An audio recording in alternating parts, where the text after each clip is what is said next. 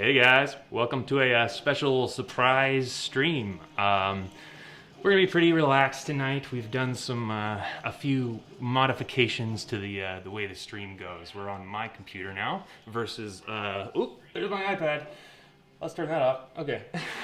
there's one little modification. I'll be viewing the comments and stuff on my iPad here. Okay, so tonight we're just gonna keep working. This is work I was gonna sit down and do on Spider-Man face shells and the lenses. So it's just kind of the continuation. This is actually Pierce's shell that we were working on the last few streams that I've been doing. So, you know, it's these magnetic lenses that we'll be working on, and also the shell that goes under the mask. All right, so I didn't announce this stream or promote it at all. I just kind of threw it up because I need to get some work done anyway. So it's kind of just for people watching after the fact, I think. Maybe some people will stop by and, oh, hey, look. We do have some people here. I figured YouTube would notify people once I started to go live here. I also want to not advertise too much with Instagram and Facebook and stuff, because I know that can get annoying to people. So a lot of times I'll just kind of be consistent in my time of day, which I'll ask you guys later to help me figure out. Okay, without further ado, I say we get to work, and this one's going to be a lot less informational, I think. I'll still talk about what I'm doing, but I'm just going to try and get some actual progress done on the work rather than sitting and talking about stuff. Okay, so here we go. Pull the chair. So the last few times we've been working on these face shells and these lenses. In the last stream we did on Twitch, some of you YouTube viewers might not have seen that Twitch stream. It didn't really get recorded. It wasn't really a great experience on Twitch, unfortunately, for that initial stream. So we're now kind of just sticking to YouTube for the time being, just because it's pretty convenient for everyone, it seems. So tonight, just kind of continuing on with Pierce's shell. We've done each of these lens components, the different layers of lenses, these frames. We've bent and sanded those and put them together, glued it on, and now it's got the final layer of kind of a silicone-based glue, so it's not quite so fragile. Hey Marcus, how's it going? Now, the last thing that I do to a set of lenses like this, because this is basically picking up right where the last Twitch stream left off, and that's actually what we're going to be doing tonight anyway. It's more of what I was doing during that Twitch stream, so you're not going to have missed anything if you didn't see that Twitch stream.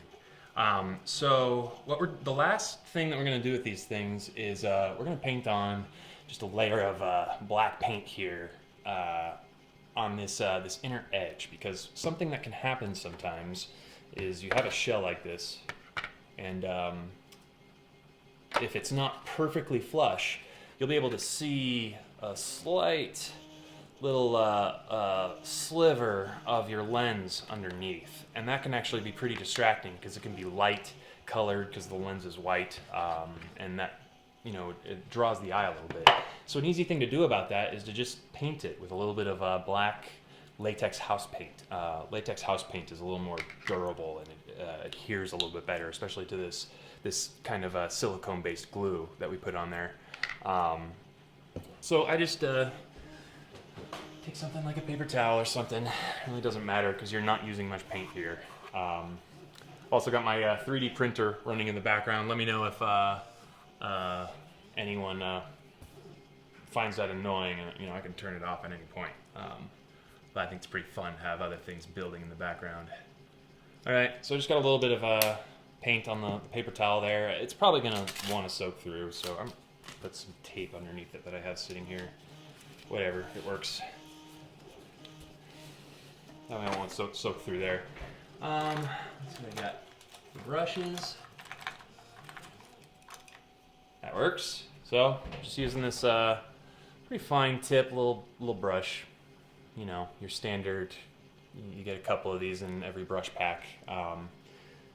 Covers like a couple millimeters wide. Hey Pierce, glad you're watching.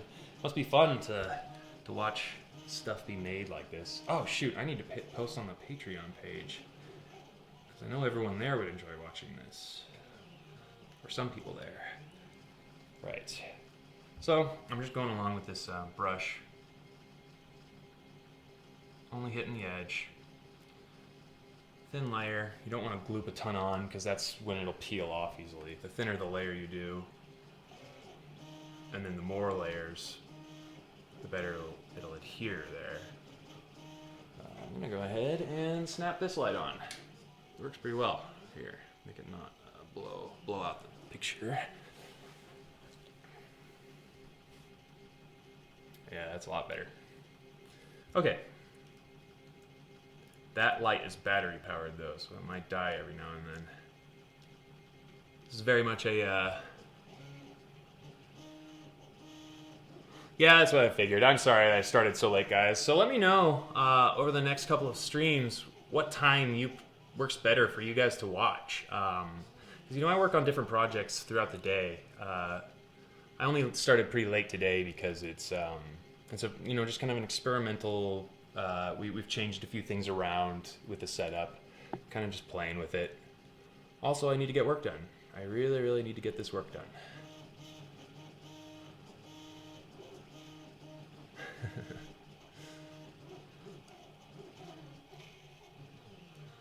Alright, so I'm just going around painting everything.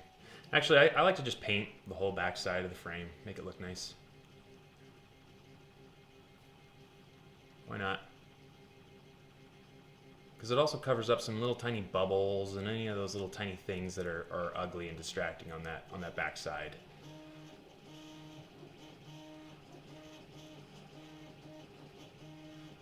Yeah, Pierce, they should be done in like the next day or so. Because I mean, you've got 3 of these full plastic lenses, which unfortunately is quite a bit of work for me. I mean, like if you've been tuning into these streams, and it takes me just so long to cut each layer of plastic and make sure it's aligned and kind of calibrate everything without sacrificing quality a lot. You know, that's the biggest thing, is I don't want to like rush them all out and just have them be really sloppy and not look good, because that's not what you guys buy them from me for.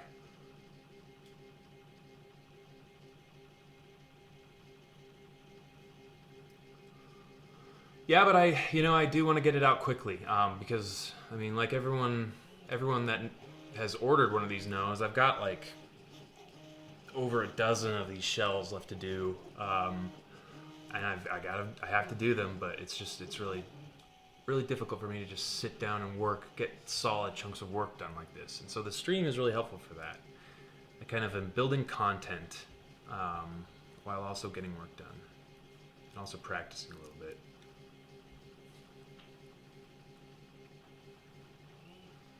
Thanks. Yeah, I appreciate that mention in your unboxing video, Pierce.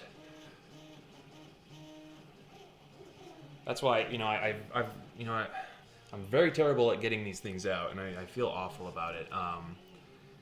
But it's good because I'm kind of combining the two areas of work I've needed to get done in one here. So.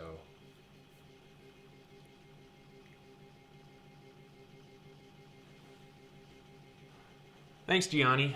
Gianni just said that he was mentioning the level of like care and detail that can go into these things, and yeah, it's true. It can be tough, but it's competitive. It's a competitive business. People want the best stuff. They don't. There are a lot of makers out there. So if you want fast, you can get fast. But I mean, everyone knows that sometimes can be a sacrifice in quality.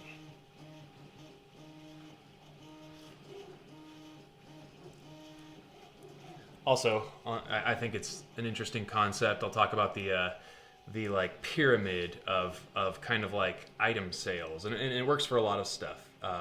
On one end, or a triangle. On one end of the triangle, you have quality. On another end of the triangle, you have speed, amount of time that it takes the project to be done. And then on the other end of the triangle, you have money. So you can have something done fast and high quality, but you're going to lose money. So that's where that circle ends in the triangle. You can have something done high quality and for not a lot of money, but it's not going to be done fast. So I think that's that's kind of always the struggle is getting as close to the middle of that triangle. Have it be high quality, have it be fast, and have it be cheap.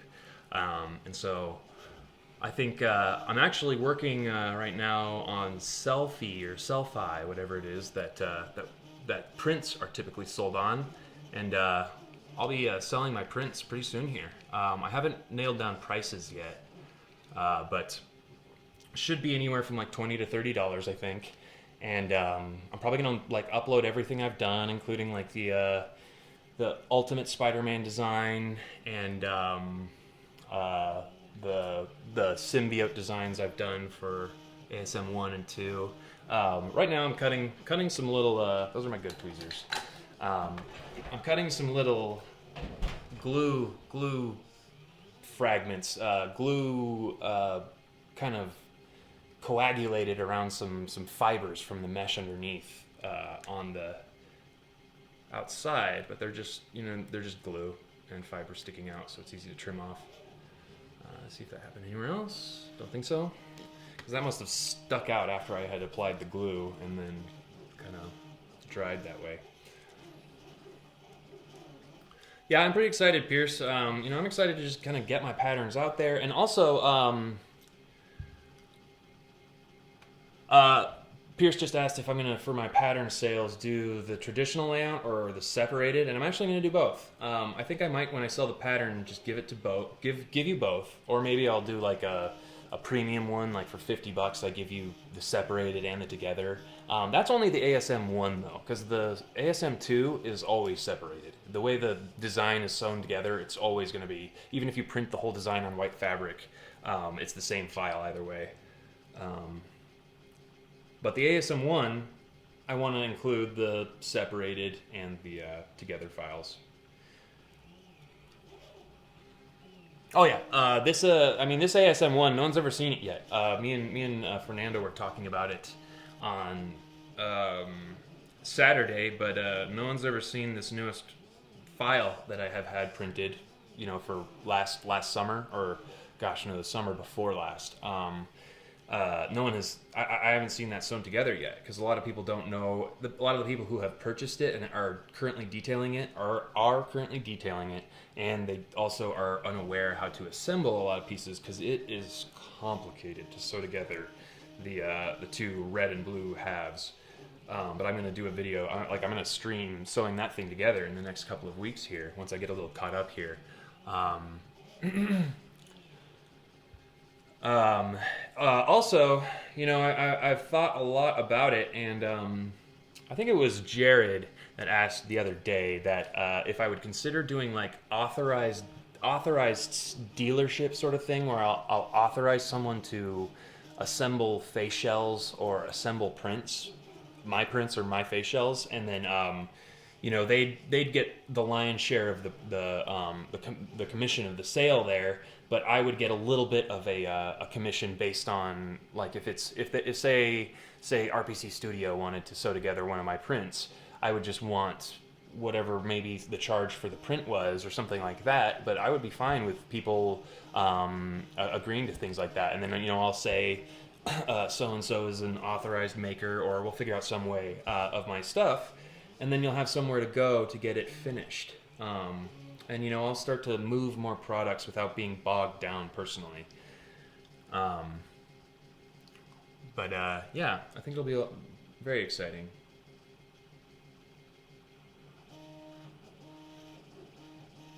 Pierce, I don't know if you saw the beginning of this stream, but I was wearing your shell, so you should check that out later. It'll take a long time for these streams to move into the archive. It can take like around a day. So sometimes that's why you'll look at it afterwards and it looks like the stream's not there. But I'm sure some of you have probably already noticed that.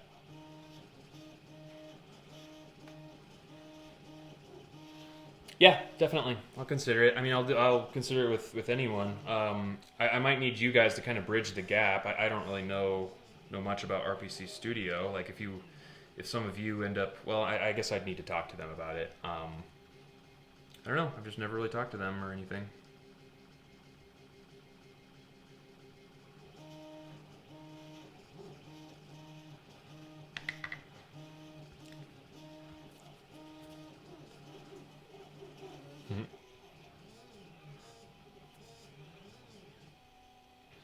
Yeah, so I figured since I'm on the West Coast, some of you guys are probably on the East Coast. I figured that this is a pretty late stream, so I apologize for that, but it's kind of mainly for archive's sake. People will be able to come in and watch this later. Okay. Starting on the other lens here, so I don't let my paintbrush dry out.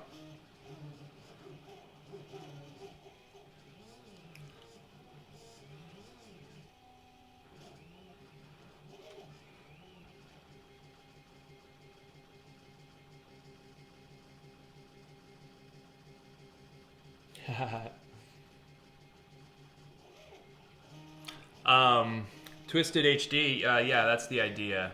He asked if he would be able to buy it and get it sewn together. I mean, honestly, the ball will kind of be in their court. They might not want to, because I know they kind of primarily sew together the older patterns, like the Sam Raimi patterns, and these patterns are both kind of unique and would take a little bit of learning for anyone sewing them together. But they're not that much more difficult. Honestly, I think my patterns are really easy to sew together because I take a lot of time making sure everything is just mathematically lines up really well, because that makes it really easy to sew versus someone who doesn't know what they're doing when they're designing a pattern. So as you're sewing it, you have to guess how it goes together.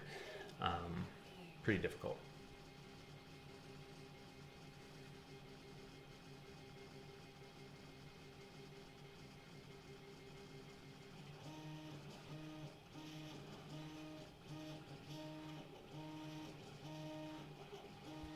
Yep, of course.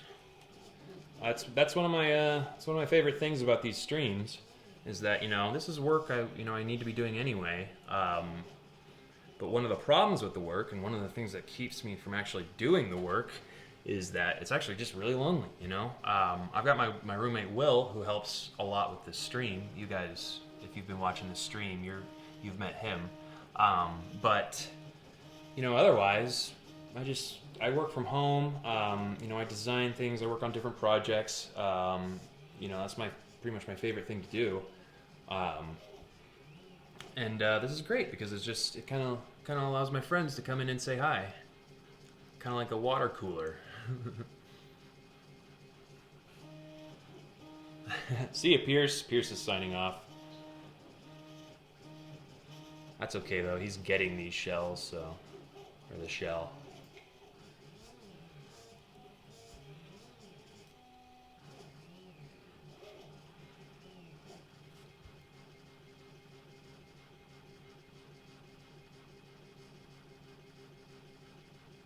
All right.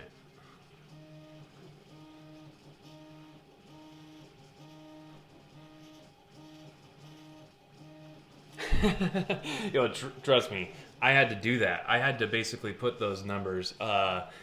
Marcus just mentioned that with the updated Amazing Spider-Man 1 print that I designed, there are a lot of little numbers and letters that are keys to how things go together. Like that the corner of one piece is 33C, and it goes together with 24A. So it's just kind of, it pieces together.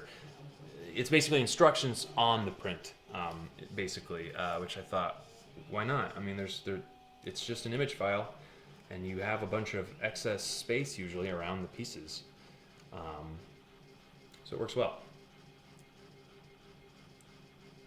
And it works really well for when I'm explaining the how to sew it together. That's actually kind of the main reason why I put those numbers on there, because otherwise, gosh, when you're typing how to sew together a Spider-Man costume, it's so impossible to be like, okay, the corner of the right armpit goes together with the top of the zipper, the invisible zipper on the inside of the corner of the torso piece in the armpit, and you just have to explain all this stuff, and it's really difficult.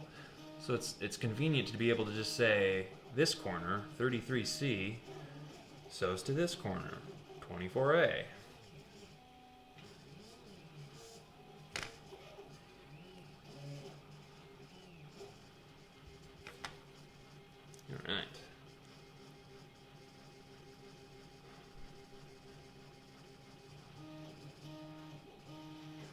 Hey, Kyle. Yeah, Kyle just asked about getting a shell, and then Will responded about STL files really quick. Uh, you might be able to hear it. I've got my 3D printer running in the background right now. It's a little rattly right now. Yeah, I'm going to start optimizing my face shells and the frames, and I'll even make a file for $1. So you'll be able to vacuum form your own lenses off of the file that you 3D print. But that's what I want to start offering for face shells, is a series of files like the shell, the frames, and then a lens buck that lets you, one, you'll be able to make your own, and then two, like I was talking about earlier with becoming a kind of like authorized dealer, if you ask me, and then we arrange something where, you know, I get whatever the commission is for the amount for the file price or something like that, so something small for just the price of the file. I haven't worked out what those prices will be yet. But that per shell, and then the rest is yours based on the sales. I would definitely be willing to work that out with people, because it's a very in-demand thing, and a lot of people want them, so I think that would be a good way to kind of get it out there to people who can't just download the files themselves and build it themselves. Thanks, Twisted. I'll see you later. I'll be sure to do it earlier in the future.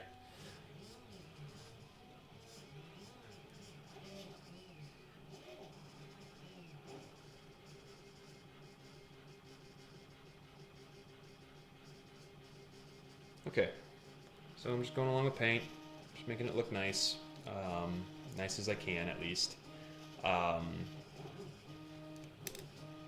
So now that I've done that, those two layers basically have to sit there and just dry until I can go on and add a little bit of a touch-up layer wherever it needs it and is still sort of translucent. So basically it's time to move on to the next layer. I'll clean my brush off a little bit here so it doesn't die. Get all that excess paint out of there. Set that off to the side. So, if you had seen the Twitch stream, actually I think this is part of, yeah, this is part of the first stream too. So this is common knowledge if you've seen the first stream. This is just going back to starting on a new pair of lenses.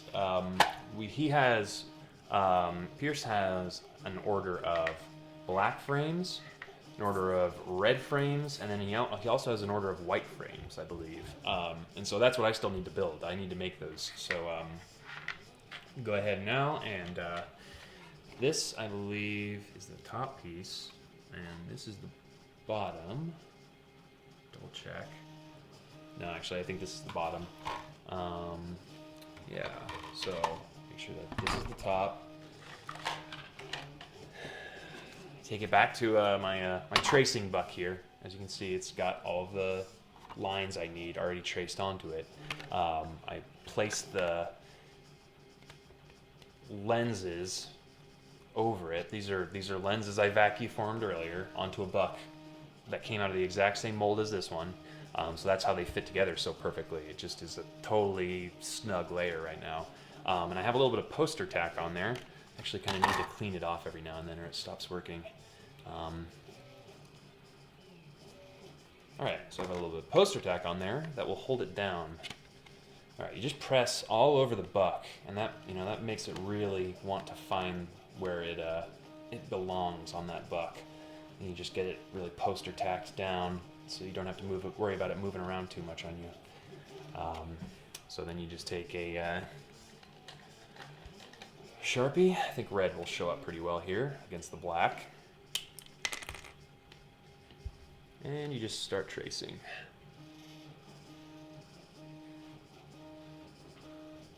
Kyle just asked if I've ever done mirror lenses. Yeah, I have. It's really difficult to do like mirror tinting on lenses. You know, I've done a lot of experimentation actually because I want to find a more viable ASM1 alternative. And I've seen some people that have cool results, But after, I've been experimenting with tints and how difficult it is to not have a tint wrinkle on these domed curved surfaces, after I've like experienced those difficulties, I've looked back at the pictures of those other people that have been working on it, and even their tint is folded in the corners and near the edges. It's kind of difficult to notice, which is a good thing, but it's not perfect. If you kind of look at some of the other makers out there that have pretty effective mirror tint, sometimes they still struggle with that.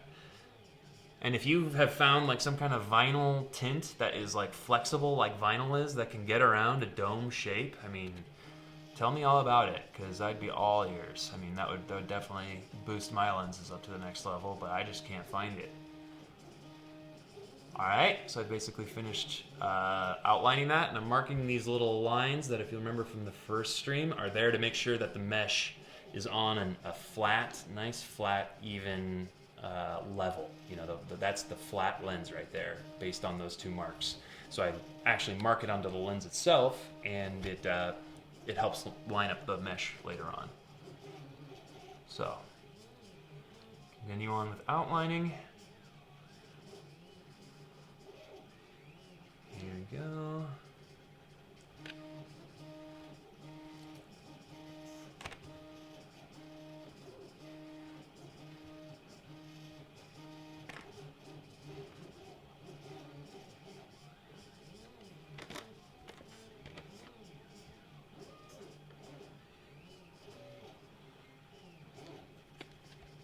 All right.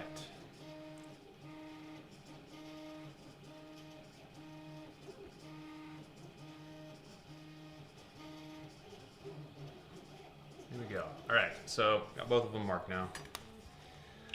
Next up is cutting it. Just pop it off. I set that aside until I need it again.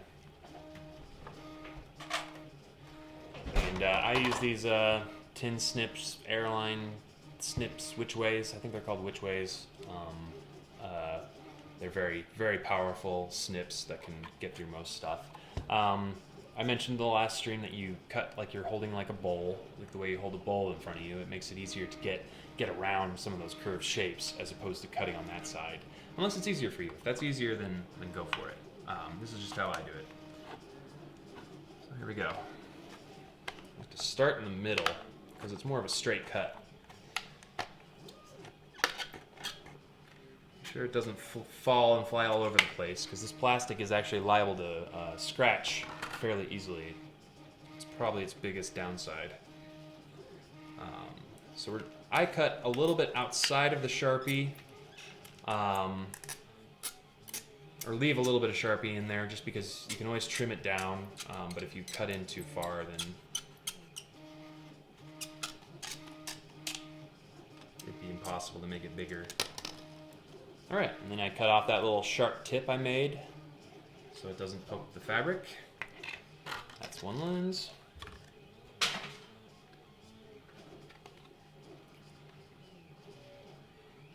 And here we go. Start cutting the other one. So it's pretty exciting. I think I'm going to announce a date pretty soon for doing a series of live streams about the moving lenses. I want to set up a little display model, like an oversized display model that really is simple and shows you how the mechanics work inside of the shell with the moving lenses. And then eventually I want to just rig a shell with moving lenses, do it live on the stream. I think that's really something that a lot of people want to see, so that'll be exciting. I'll definitely be sure to announce that well in advance. Like, I'm thinking maybe the middle of March sometime. I'll announce it that I'm going to do that live shell rigging tutorial, so that people have time and kind of know about it. And if you happen to see that and you want to share it with someone, that would be great. Spread the word, because I know that's something that a lot of people have been asking about. So whatever, let's get to it.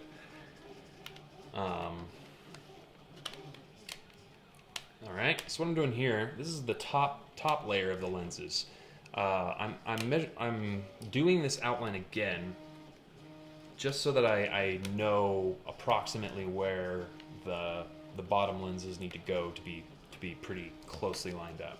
So go ahead and do the same outlining process as before, but it doesn't need to be that perfect because it's just an idea of where the bottom lenses go.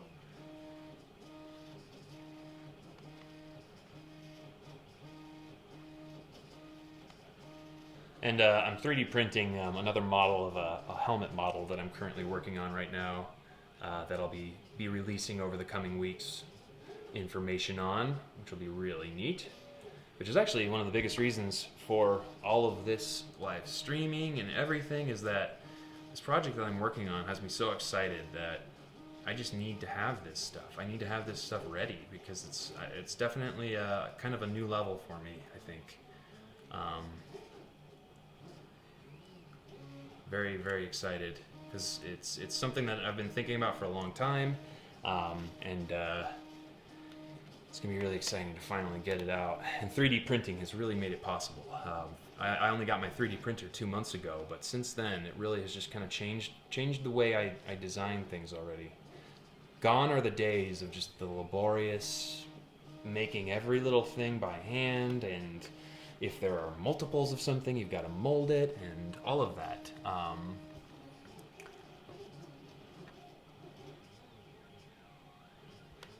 Oh, thanks, Marcus. Marcus just mentioned the Amazing Spider-Man 1 shells. Yeah, I know that there are other people out there that have gotten pretty accurate results with the Amazing Spider-Man 1 lens. It's just kind of one of those things where, you have to just decide. Do you keep working on that forever? When do you kind of plant a flag and say, like, it's good? I like it. I like what I've got. It's hard for mine because the lenses that I use are so difficult to find because they were the toy lenses that were only available around the time that movie came out. But I still really like the way they look. I actually kind of like the texture they have better than the texture in the movie. It looks kind of neat. It's an inverted version of what the texture actually is, but I think it's a neater looking texture. And once you get 5 feet away, you don't see it. It just is gold and reflective. Okay, so I loosely traced the outline again, but what I'm going to actually do is press my bottom lens. Oh, first, I almost forgot. A little distracted. It's fun to figure out how to work on these. Oh, funny.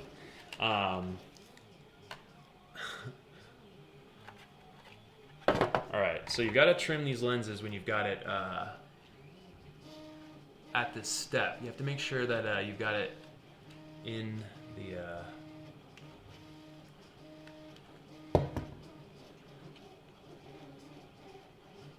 yeah, it does. The way it's basically like inverted like that. Does match the suit texture.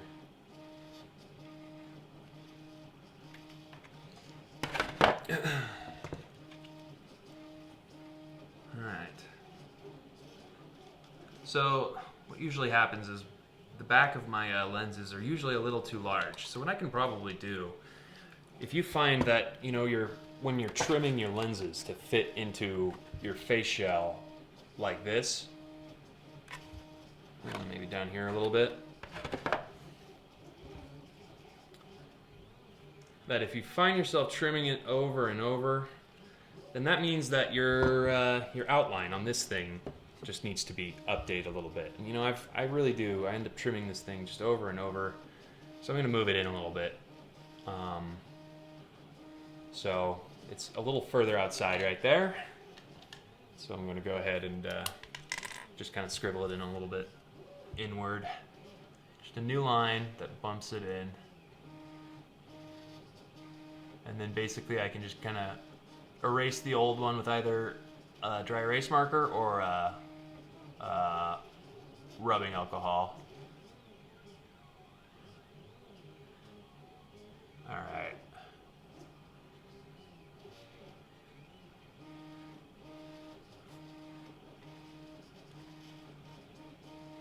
Okay. Oops. So that'll make it a little easier next time. All Alright, check the other one.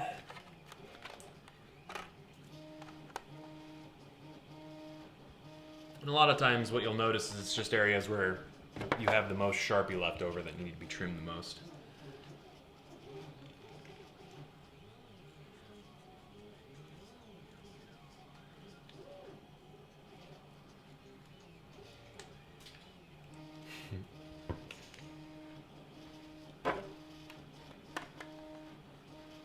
All right.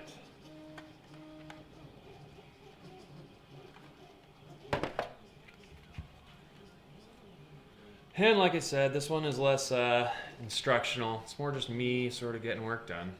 And the live stream is a good excuse. It's good practice. Because who knows? Who knows what could come from this? Maybe I'll get good at this and get hired on some TV show or something. Maybe. Keyword is get good.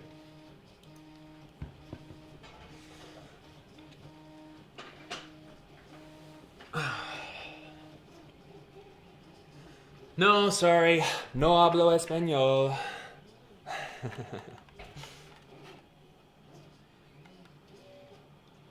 I'd love to figure out annotations or subtitles that we could play over the bottom if it has some kind of subtitle feature, and then if you're watching it, you could just go look up the words yourself. Go look up the words and translate them if you really want to know what I'm saying. Actually, I think YouTube has that function. I don't know.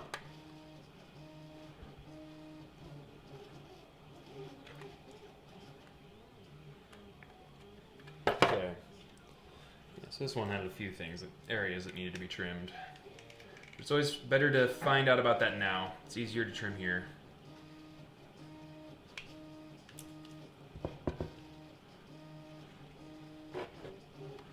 All right.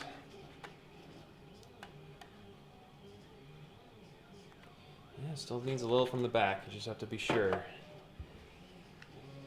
I also have to update that outline a little bit, because I always end up trimming this. Oh well, teachable moment. All right, so this is where it is on here. Oh gosh, you can see how much I end up trimming off here every single time. I'm actually going to get that with red Sharpie.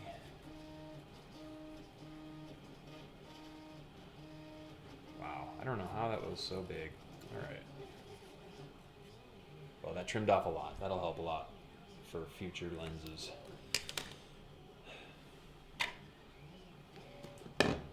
Okay, so next step, now that I've got these a little trimmed and everything, is to copy this outline into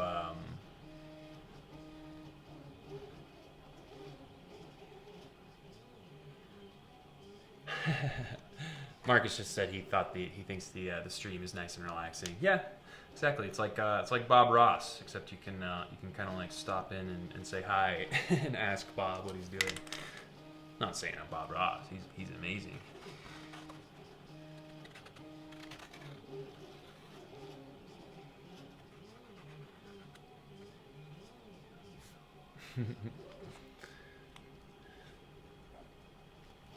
All right, so I just trimmed or traced that outline onto the bottom of that lens.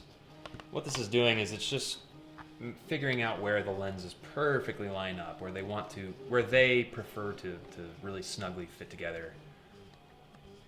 It's better to do this than just hope where you've cut it apart they fit well together. Valentine says this YouTube channel should have more subscribers. I think Fernando's talking to him. Oh, that's pretty funny. Hey, Fernando, thanks for stopping by and translating.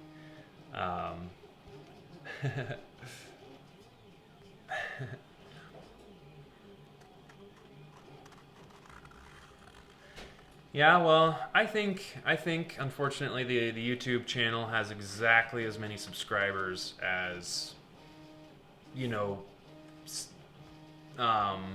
exactly as many subscribers as my consistency and level of output has been. I just am too inconsistent.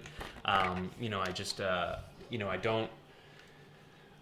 In the past, that's already started to change. I already have made more content in the last week than I've ever made on YouTube. I have made about 10 hours of content already in the last week, like 11 or 12 now. But anyway, before that, I only have about 30 videos, and they all last about 30 seconds. They're never very informational. I never talk about how I do things. I was always very guarded about all of my techniques and everything before I switched to this mode. That's why, so there's only so much, people only care so much to just see something. They kind of want to know what goes into it, find out more information about it, and I've always just been very lacking in that aspect. So, Fernando, if you could go ahead and translate all that, that'd be great.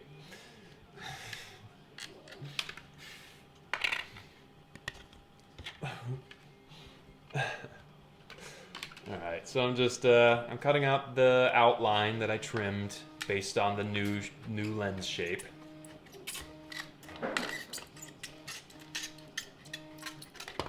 Ooh, alright. So it's pretty exciting based on my, two YouTube streams I've done so far. I've made about, $2.30 based on the ad revenue, so, woo, it's climbing up there. Any day now, it's just gonna be thousands of dollars a day.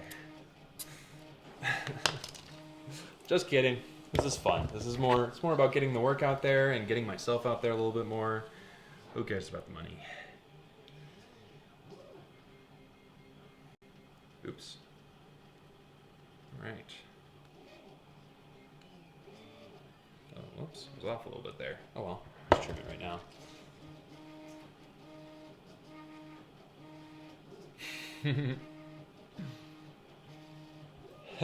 Yeah, I can imagine. Fernando just said, so long, by the way. He said he was going, but he just said that he's anxious for the sewing video because that's his print that's going to be sewn. So, it's kind of one of the fun aspects of this. You get a little video that goes along with your item.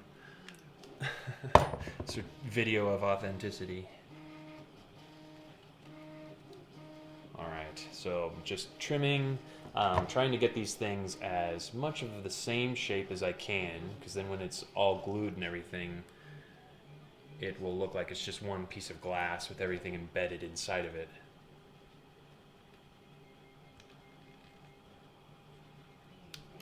All right.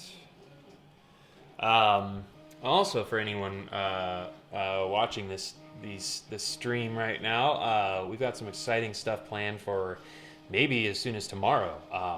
We've got some friends coming over. Me and Will have got a couple of our friends coming over that will probably be potentially. I have to run it by them and see if they're all cool with it. So it's possible that it might not happen, but we might be doing a live Vive stream where we play the Vive, and it's kind of the exact same setup right here, where you can see the person playing the Vive right where I am, and then you can see what the person playing the Vive can see up behind. We did a test of that last night, actually, and it looks really neat. Marcus just said that he thinks the stream feels very professional. That's all. I'm going to say all thanks to Will Denton. We're using his really great camera right up here, his web camera over here. We're using his sound mixers, his video mixers. He's the one that was familiar with the program that's doing this chroma keying in live fashion, and it runs like a show, and that it's pretty easy to transfer between different title cards and things. So it looks professional because Will's a professional. I mean, this is what he does for a living. It's very lucky, it's just, it kind of was just a matter of, we started working on the tutorials, and, we still want to do that kind of stuff, like more concise little tutorials, because it's hard to parse through 3 hours of these live streams just for the bits that you need to know about the projects that you want to know about. But anyway, yeah, so thank you for the compliment.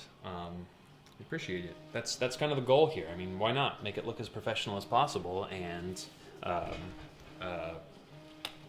because that's for your benefit. The professional stuff is easier to watch. If you go over to twitch.tv That's where you usually watch people play video games live. If you go over and watch the creative page, that's where I streamed on Thursday. A lot of those streamers are just very much just a tiny little webcam, like from their computer in their face, and they're drawing or they're playing instruments. It's really neat. I really like the scene, just the whole aspect of it. But yeah, the quality is just always very, very low. It's kind of just one of those things you need to give yourself permission to do.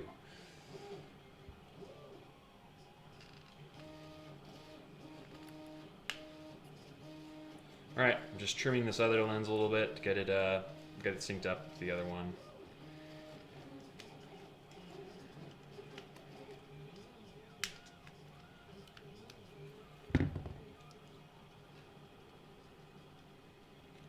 All right, so we've got both of them right here, all trimmed up.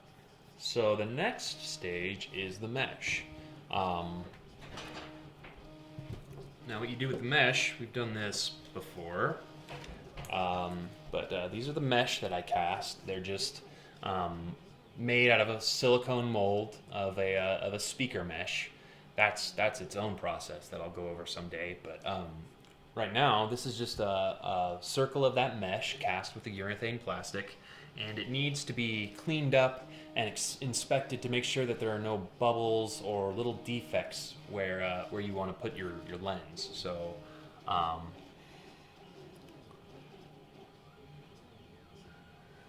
Marcus just said that he's currently puff painting his ASM1 costume. I'm sorry. I'm so sorry. I'm sorry that you're doing that. I'm sorry that I got everyone doing that. It's the worst. It's really cool. I mean, like when you have a finished suit of it, it is a really neat thing, especially when people see it in person. I've only worn a finished suit in person a few times, but people really like it. They come up and they want to touch it and feel the texture of it and stuff. So that's one of my favorite parts about that suit in particular. But yeah, it's some labor to puff paint that. All right, so what I'm doing right now is on my mesh. There are lines of rows of these holes, these perforations in the mesh, and I'm using my notches that I marked earlier to find the line that is, to find a line, to find any line, so that I know that that's where the mesh is flat. That's the flat direction. All right, and so once you find a good spot and you're kind of flat on the line, you want to really go through and look at it from a bunch of different angles and really inspect it. Make sure there aren't any really big apparent bubbles or anything that defects. I know that I'm the only one that uses this mesh pretty much. I mean, everyone else uses like vinyl, perforated vinyl or something. But I really like this process because you can cast anything and any kind of mesh. I've been considering getting this mesh laser cut as the accurate size and honeycomb shape so that I could cast it like this. But that's the advantage, is that you can cast anything like this. Nearly anything. Okay, so I found my line again.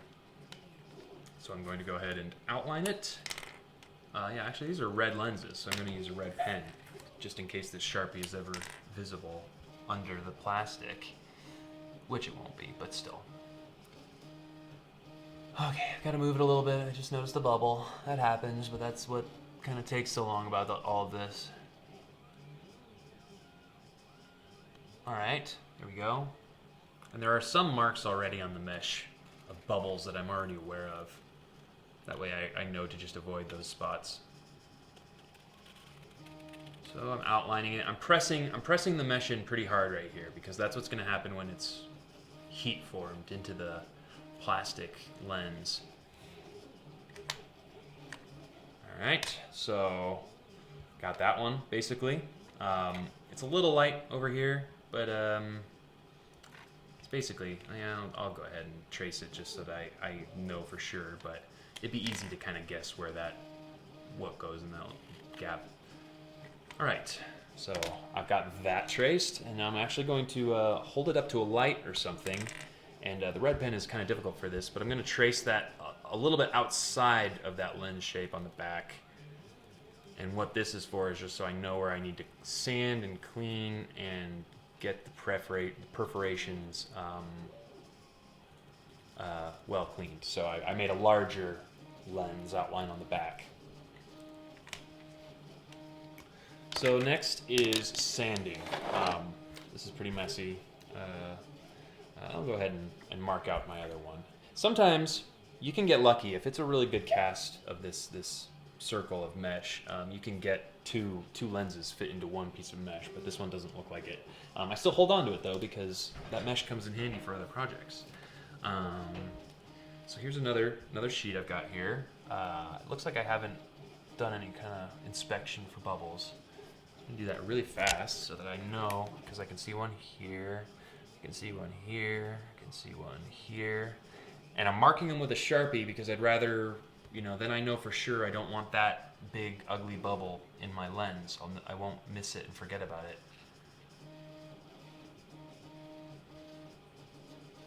My 3D print is going pretty well here.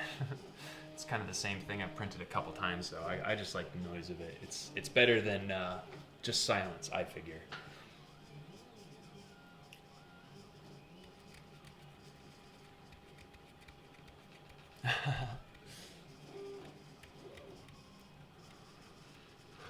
Hey Jared. Jared just showed up. There's a little. Sometimes you also have bubbles, and sometimes you actually have little bits of plastic that can get embedded into the mesh. And again, I know these are things that you guys that use vinyl mesh don't have to deal with, and you might be just sitting there like, why are you using this mesh? But I don't know, just kind of, I like it, and I can make it as much of it as I want.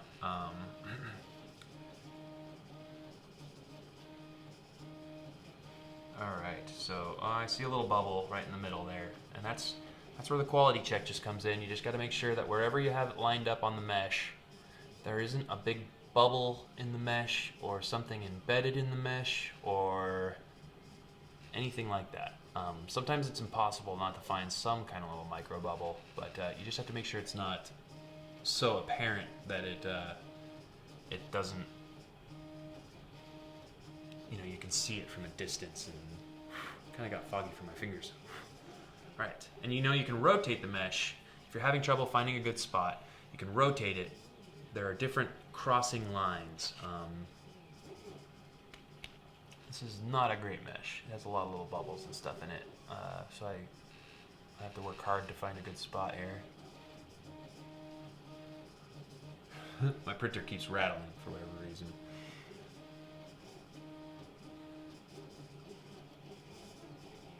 All right, that one looks good. Nothing too bad. And again, it's not, sometimes it's impossible to make it perfect. And it really, if these shells and lenses were perfect, if you think about it, how much Sony probably spent to have the ASM 2, for this movie, how much they probably spent to have each mask and shell, or at least shell made.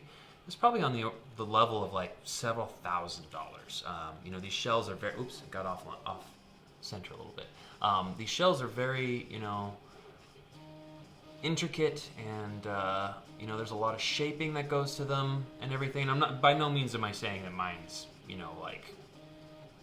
mine's as good as the movies. But what I am saying is, if it was as good as the movie, if it was that perfect, if I could offer that level of perfection, I would probably be charging several $1,000s per shell.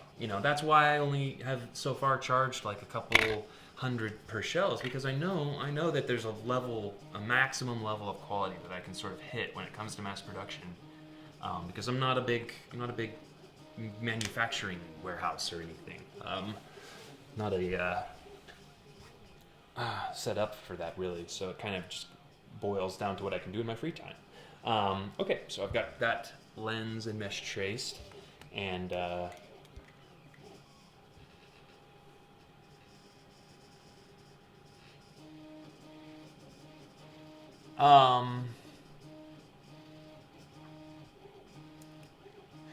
Jared just asked about my mannequin head and the mask and the imprint in the back. Yeah, it doesn't quite fit, and it does make a mark, but that mannequin head is really tiny. It's like you'd have to have a kid-sized head. This is the head right here compared to like mine. It's a pretty tiny little head. They're designed that way so that like for sunglasses and hats and stuff, they're not too big. You can always get like, even if it's a pretty small-sized hat, you know, for display. These are tiny little heads. So yeah, there is a degree of it falling off. But with the ASM2 shell, if you have my print, I don't know if you have someone else's. If you have my print, it's actually designed so that the back of the shell kind of lines up with that back seam, right back here. So you really have to be like looking to the side, and people really have to kind of be looking really closely to see it.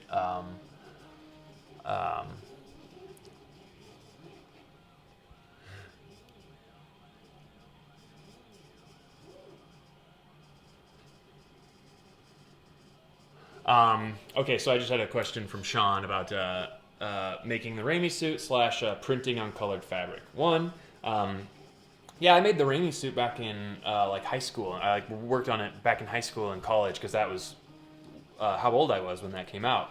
And that's kind of what got me started in all of this. You know, I would puff paint the webs and all of that. But no, I haven't done anything with Raimi yet because, you know, it's good. You know, I mean, all of the Raimi suits out there that you can find are really good. There's not really much there that you could kind of go in and that I would know to tweak. It'd be fun to do from scratch, I suppose. But for me, you know, I like to move to projects where, you know, it doesn't seem like there's much of an offering, or, you know, there's sort of a void to fill. That's kind of, I was working on Batman actually before I started working on Spider-Man, and that's kind of one of the reasons why I switched from Batman stuff. I was casting latex Batman masks. I'm gonna sand the back of this mesh really quick and clean up the perforation bags. Anyway, I was working on Batman before I was working on Spider-Man, and one of the things that got me out of that was just there were so many other companies making really excellent, good quality Batman masks and armor, and it was just like, well, what's the point? I mean, I'm not really competing here. All their stuff is so perfect, and they can kind of make large quantities of it and all of that. Hey Derek.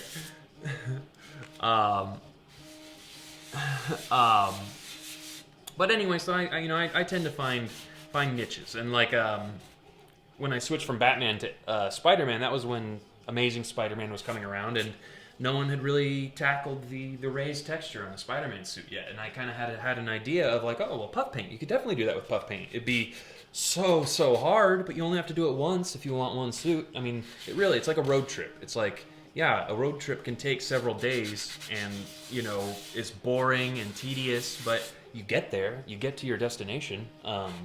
That's a lot how I look at puff painting. It's kind of like a road trip. You can listen to music and books on tape. It's boring and tedious, and you kind of lose focus. But you have to focus enough to keep the car on the road or keep your puff painting looking good. There are a lot of ways that puff painting is like taking a road trip. All right, this one doesn't seem to need too much cleanup. I'm just sanding the back a little bit to get the little hanging chad type things that come from this. I hate sanding this plastic without wearing a mask, like a dust mask. I need to go and get like a quick one. I mean, who cares? Whatever. You won't be able to see my mouth, but I don't want to breathe this stuff in. BRE.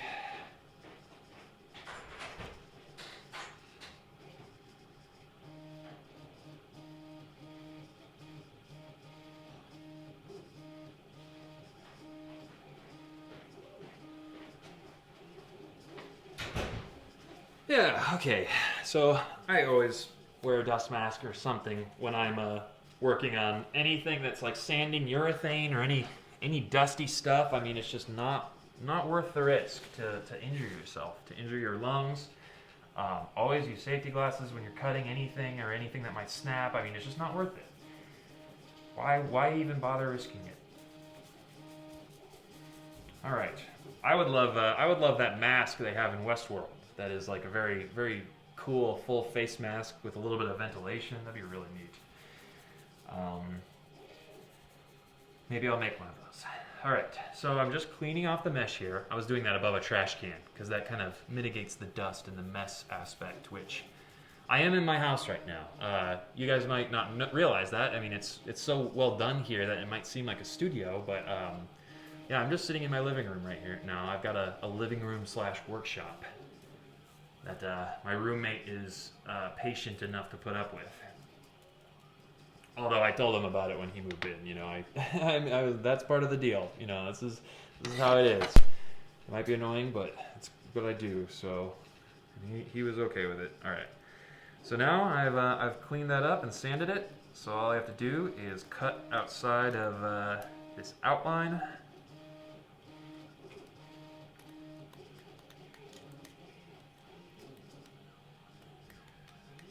I'm leaving a little bit of Sharpie, again, because it's better to be a little too big than a little too small.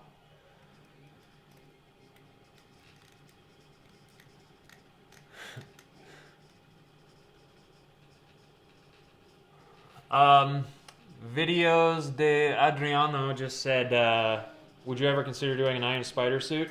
Yeah, actually, I have one in my head. I've got one designed, and since the MCU movies have started to come out, and we know what the Iron Man,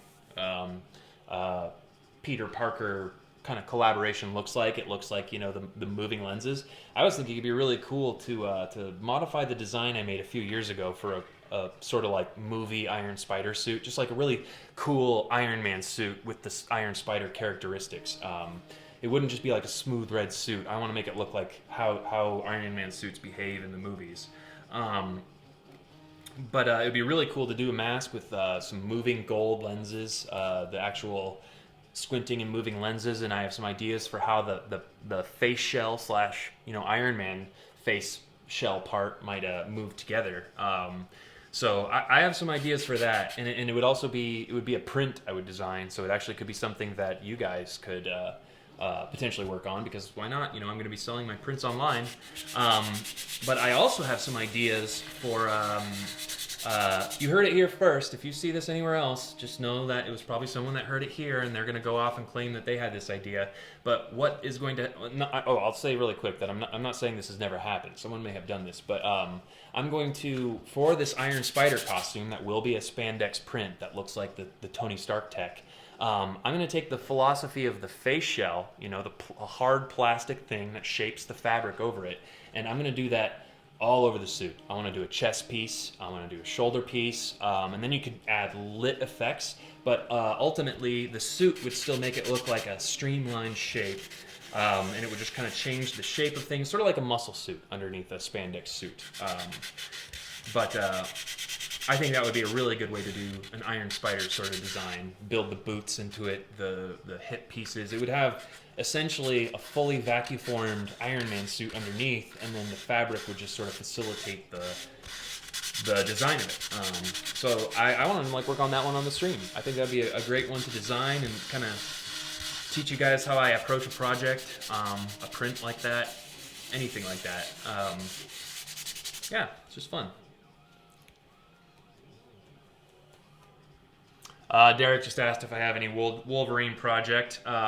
You know, I've wanted to, since I've gotten a 3D printer, I've wanted to make print a claw and then cast the other 5 so that I can have, you know, all 6 claws and have a pretty nice high quality claw. But it's just, you know, I've had a lot of things on my plate lately, so you have to pick your projects wisely.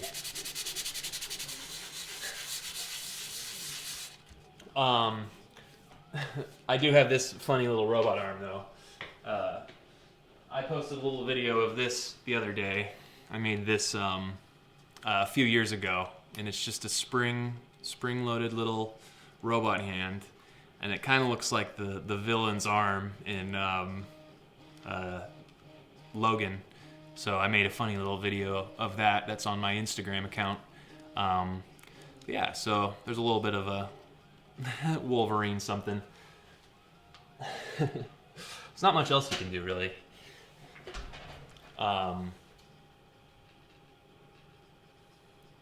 Jared, Pat is like a collector. He's shown me pictures of his collection. I mean, honestly, I know where your question's kind of leading. It kind of you're probably wondering, well, isn't maybe he's a scammer or something like that? And it's possible, but honestly, it's so hard to do this kind of work and try to accurately figure that into the equation. The who is a scammer, who isn't. And Pat has shown me pictures of his collection. He has got like a big wall of masks, and he was very specific that he wanted one shell for on the shelf in his collection with the mask over it. He wanted one shell as just the shell in his collection, and then one was for like wearing when he would wear the suits. So is it possible that wasn't true? I don't know. But I memean, he's always been really supportive and nice. He's one of the biggest contributors to my Patreon page, and so it was easy. It was an easy decision that he would be one of the first ones to get his shells. And in hindsight, I definitely should have done limit of 2 shells for sure, or even just one, just until the initial batch got out. But it's one of those things that was kind of hard to put the genie in the bottle, and really the things that take a long time are the lenses. The lenses take so long. That's why I'm sitting here. I've got like 12 shells cast and out in my garage, but it takes so long to glue together these different lens components that it really gets difficult.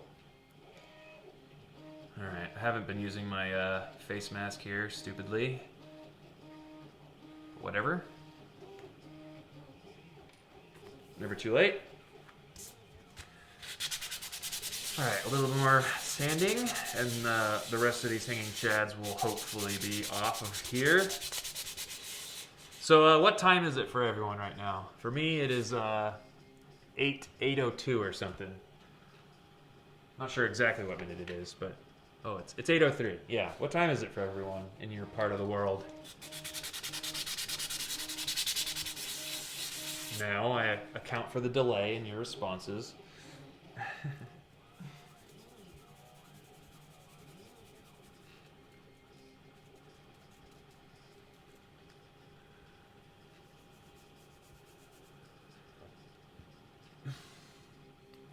Oh, that's not too bad. Yeah.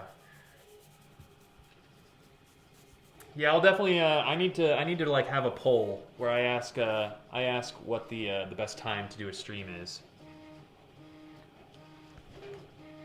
Hey, Videos de Adriano just said he's recording from Costa Rica.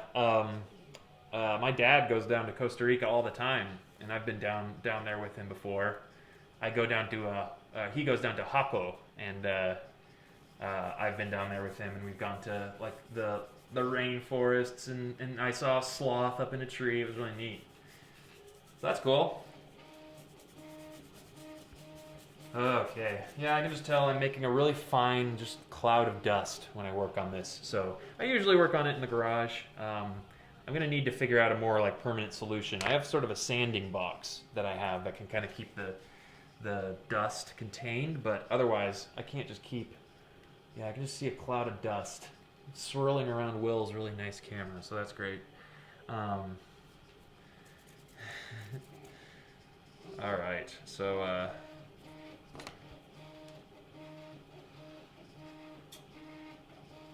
gonna go ahead and cut this out around this red outline. It's pretty much all finished up.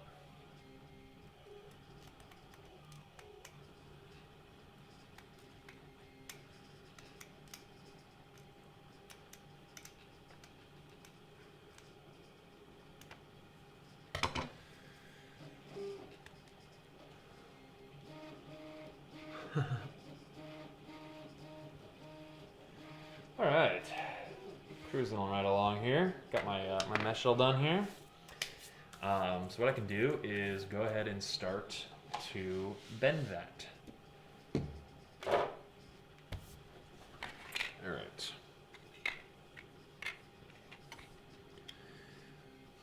I didn't mark which was the bottom and which was the top of these lenses. I should have done that. Oh well. Yeah, I can tell that's the bottom. We'll do that now. I just write a B on the bottom one. Looks like it's that. Yep. You can just tell because if you've marked these out correctly, they should just fit together really, really well.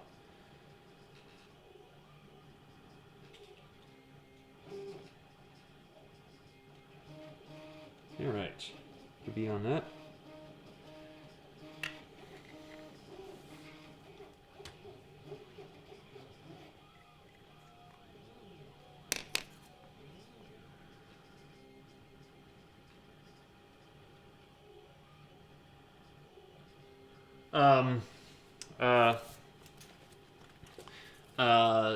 Gianni just asked, how did the mesh adhere to the plastic lens?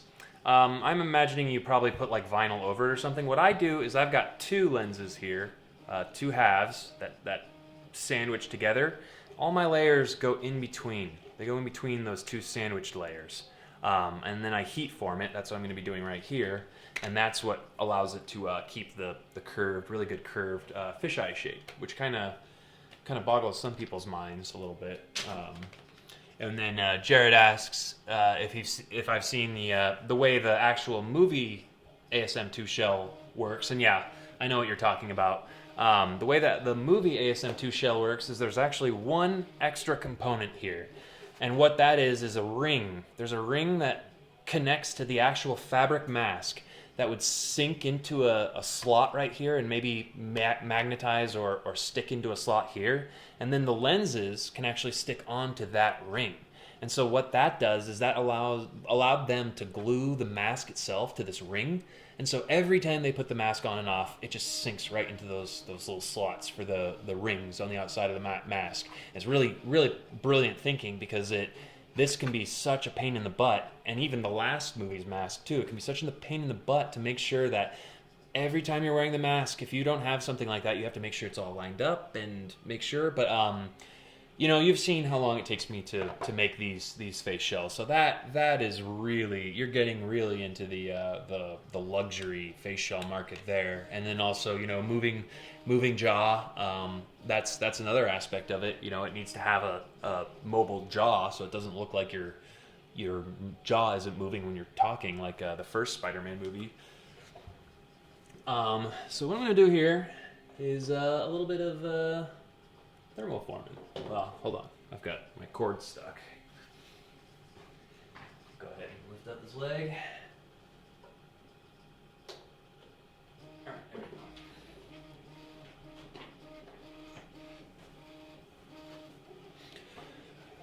go. Okay, so what we do is we get the heat gun. It's pretty simple. I actually just hold it in my hands. You might cringe a little bit when you see me heating up my fingers. Winter Boy just asked, what is my first con, and when did I first dress as Spider-Man? First convention. You know, my first convention was actually Celebration 1, which was back in 1999 or 1998. If you know anything about Star Wars, you probably know what I'm talking about. Which was the first sort of teaser convention for Star Wars Episode 1. It was before a lot had been released, and it was a really cool thing because it was a convention just filled with products and different Lego sets and toys that were going to be released with Episode 1. And it was really neat. They had an X-Wing that the Rocky Mountain Fan Force had restored. And so that, you know, I'll always remember that as being really cool as my first convention. And then, you know, my actual, like, more standard convention was Starfest in Denver. My first time going to that, I went to that for the first time in 2002. And I can remember pretty vividly that, you know, my dad had just mentioned sort of offhand that there was an advertisement in the newspaper for Starfest, a science fiction convention, and that it was going to have a costume contest. And I had never really, you know, built a full costume at that point, but I read that and I was just like, well, I need to make a Boba Fett costume. I'm not sure really why I was compelled to do Boba Fett or anything, but you know, I made a Boba Fett costume for that convention, and my mom helped me out a lot with the sewing. There's only one photo that I have of it, but it's pretty funny. It's just kind of a standard like work jumper that my mom helped me kind of modify for it. But I won the second place in the Star Wars aspect of the costume contest. So from there on out, it was definitely a big hobby. I mean, that's definitely a good way to be introduced to it. Neat. Yeah, I've read about the continuous celebrations they've done. But yeah, that C1 back in Colorado, it was at Lowry Airfield. It was super rainy. It was so rainy, and everyone, of course, had to wait and stand outside for 4 hours to get in. And I went with my cousins. I'll never forget that con. All right, I have to glue the magnets on here. I just realized I didn't do that yet. I skipped past that, but I'll do that once I form this. So I'm just using a heat gun, just heating this mesh up enough until it starts to ripple and fold, because that means you know it's malleable from the heat. And it's just enough heat to make the mesh malleable, but it won't be enough to bend the plastic. The plastic is going to need more heat than that. Alright, so those are pretty good. If you have any like wrinkles or anything around the edges, that means you didn't get it hot enough or you didn't bend it fast enough. Because it's just not, it hasn't taken the shape of the curve of the lenses. And I mentioned this in a previous stream, but a lot of people really like the idea of the fog-free mesh lenses that don't have the plastic on them that typically gets foggy and can kind of make the lens claustrophobic.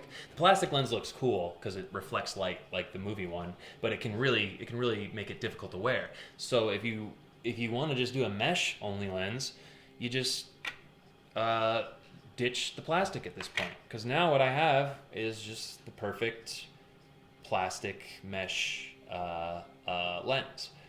It's good to actually look at it like this because I can see there's a bit of a wrinkle, a little bit of a fold. I don't know if I'll be able to get the light to catch it and for you to see it. There's a little bit of a fold right here. And there's typically a fold over here, but that's because the material has to compress so much in order to make this curve, which is typically why it's so hard to tint such a large curve like this, unless you have some kind of like stretchy vinyl tint, which I can't find anywhere.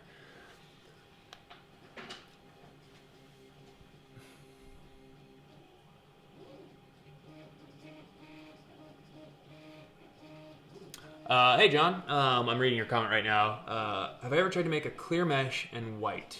Clear mesh. I don't know what you mean by clear mesh.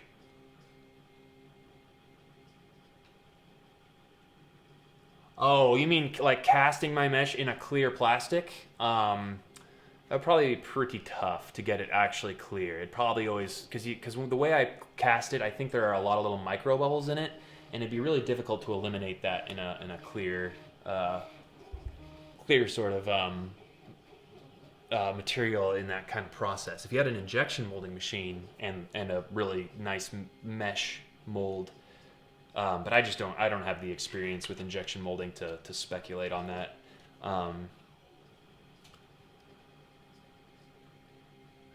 Gianni, yes, they're vacuformed, but there's no styrene involved, unless PETG has some styrene element to it, but I don't think it does.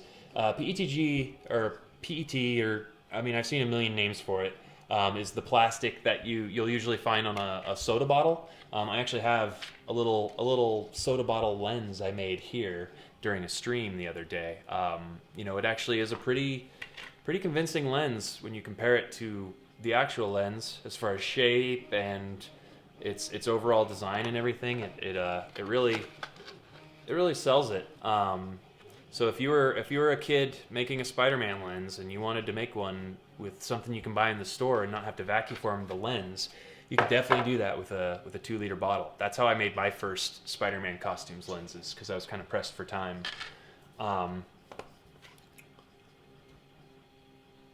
And then the face shell is ABS plastic. It's not styrene, because ABS is very strong. It's very durable. It's the plastic that's used in like cars and motorcycles and airlines, because it's just really strong and easy to work with. Yeah, Winter Boy. Yeah, I do know how best someone could go about making the armored sections, because you know, I can tell based on the photos everyone is posting online of their work that most people are doing what you would do for like Raimi webs or a Spider-Man emblem, is you glue it on top of the fabric itself. But because of this, the nature of the what was going on with the armor inlaid in the Spider-Man costume, I have an idea for a technique that you know, I'm going to go through the whole Homecoming suit. I'm pretty sure that when I'm doing my print designing series of videos, I'll do it on that suit, because obviously that's what everyone wants, and you know, I'll teach you how to make it. But yeah, I'm gonna get to that armor crafting for the armor that is inlaid and all around, and I think my solution is going to be a little more viable than just gluing it on top. It's actually going to involve some sewing and stuff. Yeah, Jared just said you have to be really careful with soda bottle plastic. If you apply too much heat, it'll start to fold in on itself. Absolutely, yeah. With this, I mean, I've got a lens here. I don't really want to melt it, but it's such thin plastic that it will melt really fast. But you shouldn't really ever be using heat around this guy. I mean, maybe if you're doing this mesh thing I'm doing here. But the thing is that if you have your own cast plastic mesh, you probably have your own vacuum formed lenses too. For this, you just kind of need your own mesh from like the fabric store, from the bridal section. That's where you get most like really fine white mesh fabrics, is just kind of in the bridal section of the fabric store, because that's kind of the realm of white tint thus far. Is the bride, you know, a bride's veil. That's white tint, you know, if you think about it. White tint is difficult because it's just really hard to see through, because light illuminates the white and makes it hard to see. Okay, so I need to glue these magnets here. I've done this in previous tutorials, or I guess streams. I need to be quick about it. So what I do, this is Pierce's shell, and I've already finished off, you know, a full set of lenses pretty much for him. This one could probably use another layer of black paint or something. But you know, what needs to happen next is I need to glue the magnets that are what attract this to the actual plastic of the shell. And I do it during this step rather than later on, because it's a pretty simple method for it. So I've got all of the magnets already glued into the shell. It's a little difficult for you to see, but you can kind of see the glint of those little silver magnets glued to the inside. So you know, they're pulling from the inside. They're not glued on the exterior. They're glued on the interior, pulling in. And so to glue these magnets on, I put a scrap piece of spandex on. I take the magnets that are going to be glued onto the lens itself and just stick it in place. Each one of them.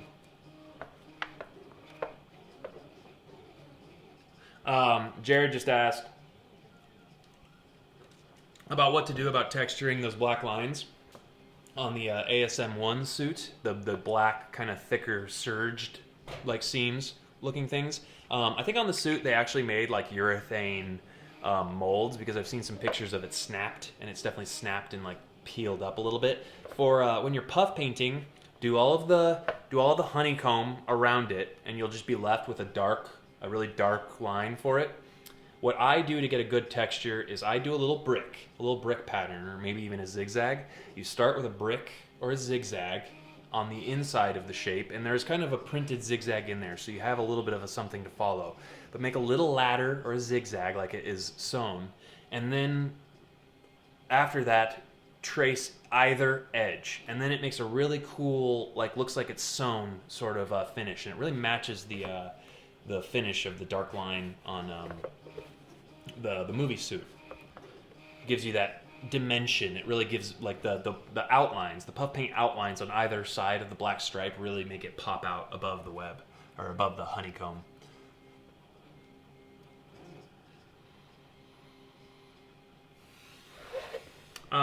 Winter Boy just asked which suit is the most time consuming, and I think anyone that's done multiple variations of suit knows the answer to that one. Definitely ASM1, because ASM1 has the tiny brick pattern all over. And then even if you don't want to puff paint, if you're just screen printing it, even the screen printing is really complicated. It's difficult to line up all of the different layers because there's a lot of layers of ink on each piece of fabric, and there's like 24 different pieces to that costume. So if you're screen printing, that's a huge amount of work. All right, so I'm scratching these magnets right now. You might have heard me say that before. This process is just to I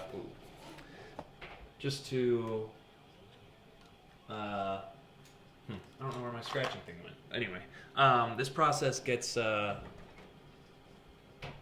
magnet scratched up so that the glue is more likely to adhere to the surface of the magnet. Glue typically doesn't want to stick to perfectly smooth lenses. I don't know where that magnet or my scratching tool went. I'll find that later though. All right, so I'm just scratching it with a little tiny screwdriver I found. I really try to scrape in well because even if you kind of break the coating on it, I think that's good because then that really ensures that the glue sticks to it.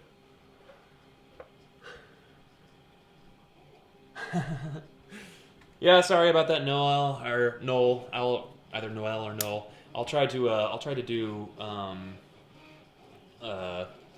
earlier streams in the future. This one came out a little later than I was hoping, but it's kind of just another practice stream. Just practicing working and talking.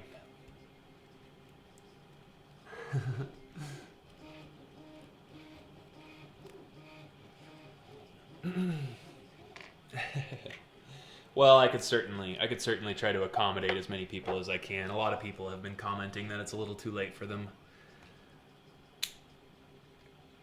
Yeah, we'll just mention that we're doing some VR playing tomorrow.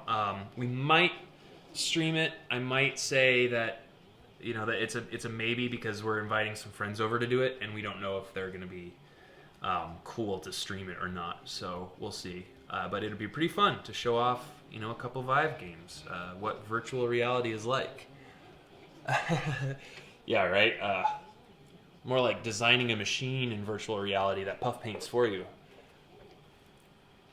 Which really wouldn't be that difficult. I mean, that's essentially what most extruding, sort of CNC stepper motor based things are like. A lot like a 3D printer, really. You could probably set one of those up to puff paint. It'd just be really difficult, I imagine, to get it to do it a clean job, not be dripping all over the place and getting little trails all over the place. Okay, so we're gluing the magnets here. I've got the magnets in place where they line up for the lens. And as soon as I put some glue on the back, I'm going to stick this lens on there. And then I'm only going to have a minute to line everything up. And then I stick the magnets back on. And this is kind of you have another option, or more of a chance, but this is a good time to make sure that there's not anything else you need to trim. Alright, so I'm going to go ahead and start putting glue on this. Oh, Jared just asked if I watched The Flash. No, when I watch TV, I sometimes have struggled with watching like new shows. I love watching reruns of like Simpsons and old funny cartoon shows and stuff. But I love reruns because I honestly I can't watch it. I can't sit down and watch it. I'm always doing this. I'm always like sitting and tinkering with something, and so it's difficult for me to say my TV's up there and the show is on. It's difficult for me to just sit still and watch it. Like I have to kind of have it on in the background. I'm sure. Yeah, I can imagine that it's really good. Have you seen Have you seen Legion, Jared? That is a new show on FX, and it's based in the X-Men universe, and it's really, really cool. There's only 4 episodes of that out so far, but I really love that show. It's got some. It's like its quality is cinematic.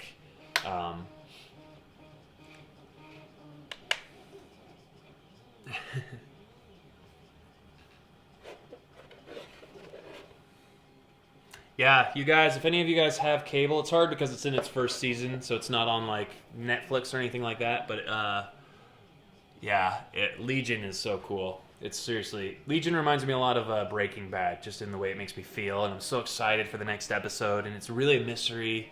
They really are building the mystery of it well. Okay, so I've got this guy all glued on here. Just gonna pull him off.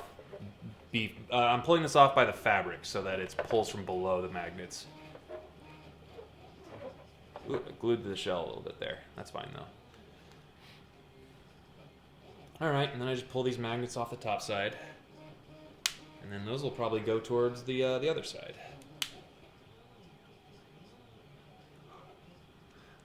Winter Boy asked if I've seen Logan, and yeah, I saw that on opening night. That one is really cool.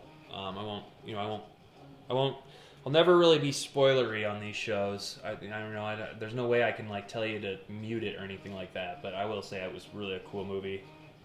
It wasn't perfect. A lot of people are saying it's like their favorite comic book movie ever. I don't think it was perfect like that, but it was really good. It was a really solid, entertaining movie.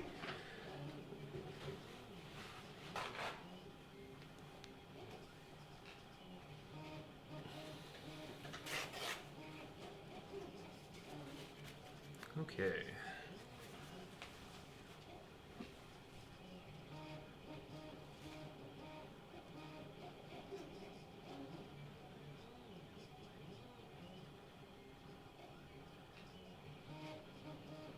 Man, I wonder if I'd get in trouble if I showed some of Legion on my stream. Probably. I mean, even if it was just a little scene. I mean, why even risk having it get taken off? But it'd be pretty neat because I could totally do that right now. I could just throw up like the beginning of Legion and just show you like this is why this show is so awesome and why you need to watch it. Okie dokie. I accidentally just let some glue stick to my hand there, but it didn't get on the lens, thankfully, so everything's cool. Those are the stressful little moments that can happen. Just glue getting all over your hand and you don't even realize it, and then you get it on your pieces.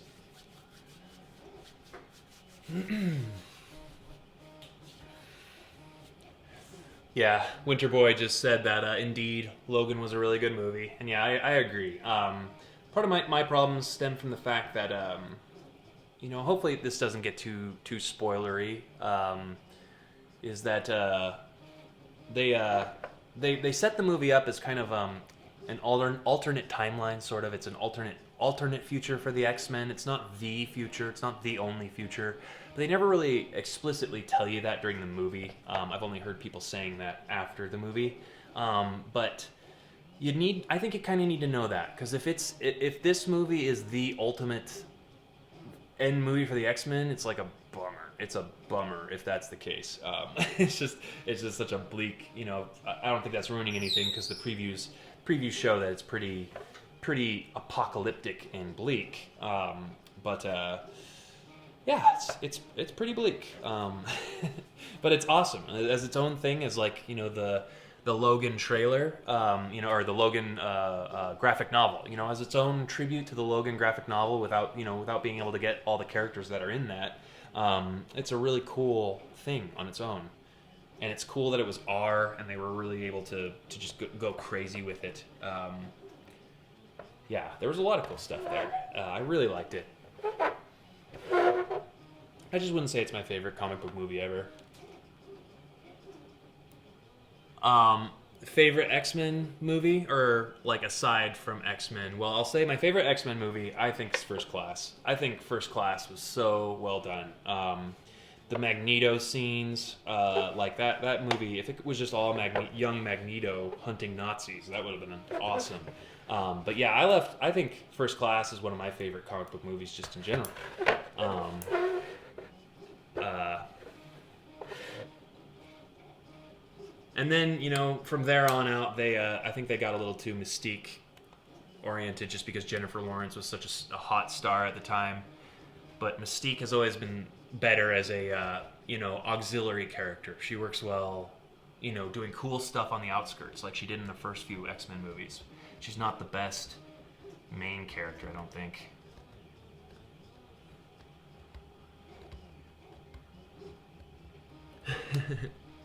No, definitely not Wolverine Origins. Or Wolverine Origins. That movie, ugh. That one was nuts. It's sad that the series had to dip that low. Ooh, there we go. All right.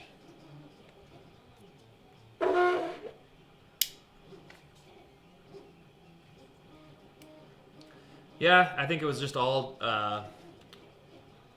Gianni said that Mystique changed a lot. Like, yeah, that it was just all them kind of needing to market Jennifer Lawrence, and I mean she stayed as Jennifer Lawrence a lot. Like, even though part of the first movie was that she shouldn't stay that way, but she's a big movie star, so they had to just show her constantly in every other movie since then. I really hope if they go forward with the sort of James McAvoy, Professor X, Sansa Stark, Jean Grey, if they keep going with that direction, I hope that they don't keep Mystique as such a huge character.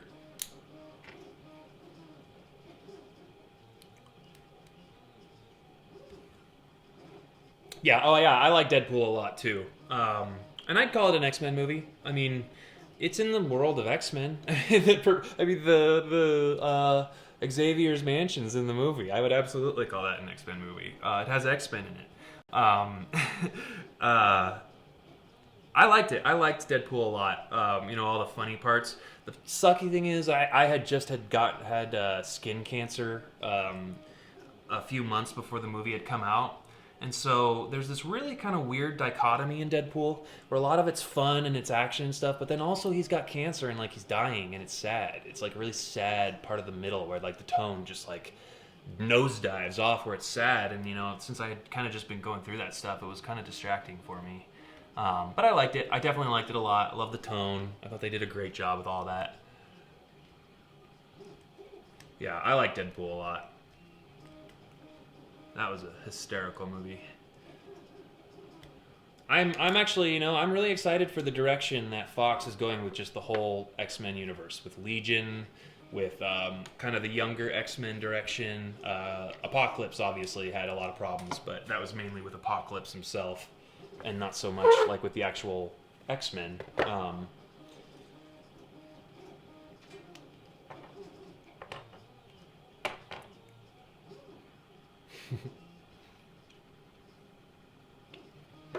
Alright, I've scratched up these other magnets, and so now what I'm going to do is glue them down.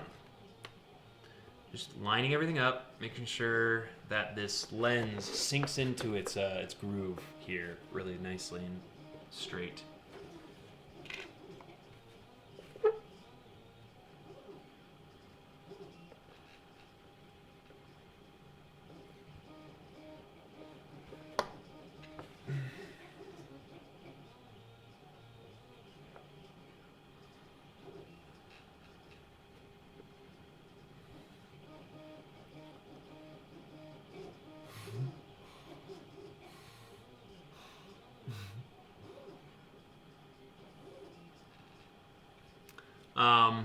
Yeah, Winter Boy just said that it bugs him how they approached Apocalypse's look in X-Men. Everything about Apocalypse. I liked the intro scene. I liked kind of setting him up in ancient Egypt and everything, and the way that whole scene went down. But everything else about Apocalypse, he was poorly cast, poorly designed. His Oscar Isaacs is a great actor, but I just don't think that he is the type of actor to play Apocalypse. You could just have such a more menacing, scary actor like Idris Elba or someone like that play Apocalypse, and that would be amazing. But we just got this kind of lame, impression of a bad guy out of Oscar Isaacs, which sucks. But that was like one of the biggest problems with that movie for sure.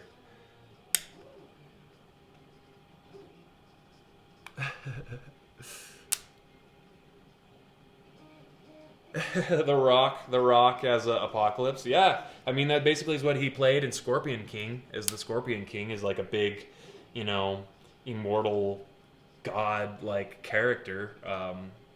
Minus the really really bad CG from the Scorpion King. Although who didn't love the Mummy movies? I mean, come on, those were great. I was disappointed when I heard that Tom Cruise's Mummy movie doesn't have anything to do with the other Mummy movies from the early 2000s / late 90s. Those are some great movies.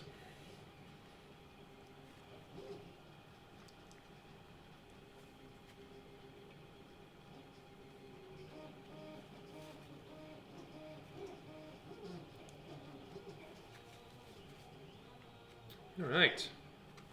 Magnets are glued. So I like to, kind of pinch them and really make sure that every little bit of excess glue is pinched out there, and you're just left with the solid super glue in there, creating a really nice bond. All right. Get this on there. Make sure that it all, lines up pretty well. Yeah, it looks good. Okie dokie.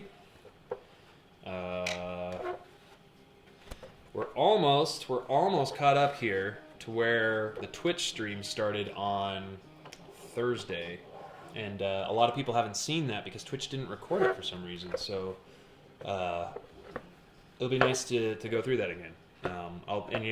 Because I have a lot of these to do, there's going to be a lot of this stuff to do. Jared just commented that the scarab beetles from Mummy were creepy. Yeah, I agree. When I was little and the Mummy came out, I mean, there's so many things about that movie that's really scary. But yeah, that's some body horror right there. Ancient little beetles that crawl into your skin.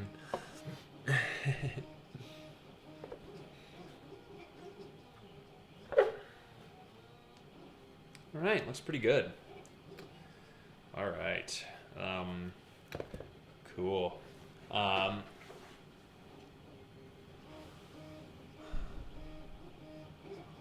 Winterboy asked if I've ever done any other Marvel props besides Iron Man's suit. Yeah, I did a Dr. Octopus costume. I call that Marvel. I mean, Spider-Man's Marvel. I did a really cool Dr. Octopus costume, but I have absolutely no pictures of it. Had LEDs in the end of each of the arms, and they were springy on a clothes hanger wire. Yeah, I have no pictures of that at all. I've done Wolverine a little bit. I've done Cyclops a little bit. A lot of things that I really did when I was younger. And I was a lot more into the movies as they were just coming out.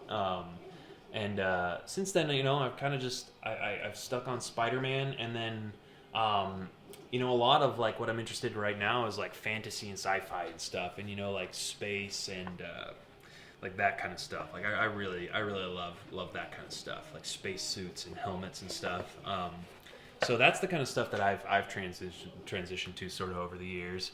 But I still love working on this stuff. So it's exciting to have the ability to just kind of stop in with Spider-Man every now and then and work on something, and and then work on something else. Okay, we'll be right back.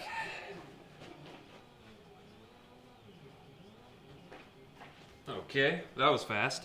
I'm gonna go ahead and take a little break here. Pause the stream. Go to the bathroom really fast. It'll be really fast, only like a minute, not even anything much longer than that. So stay tuned if you want. If not, thanks for tuning in, and this will always be up on the internet afterwards.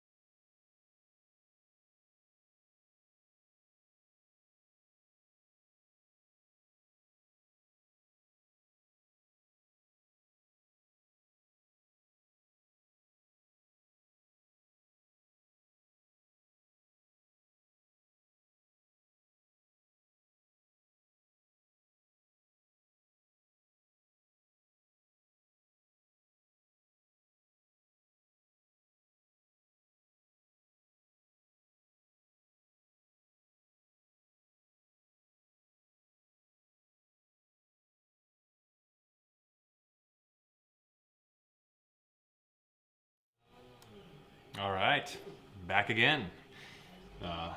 3D printer's working at it. It's printing the helmet portion of the little model I have going. I'm actually just printing another one of these little models that I printed of the project I'm currently working on.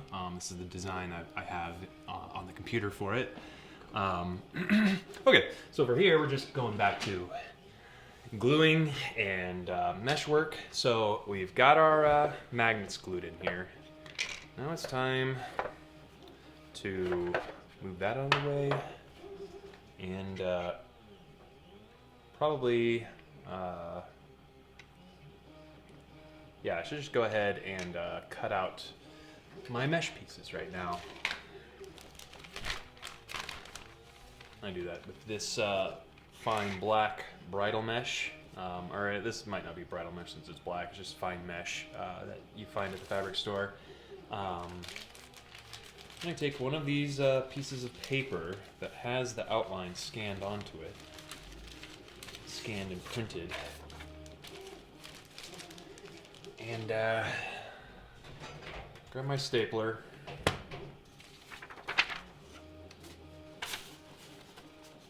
And I go around, well, actually I'm going to cut this apart.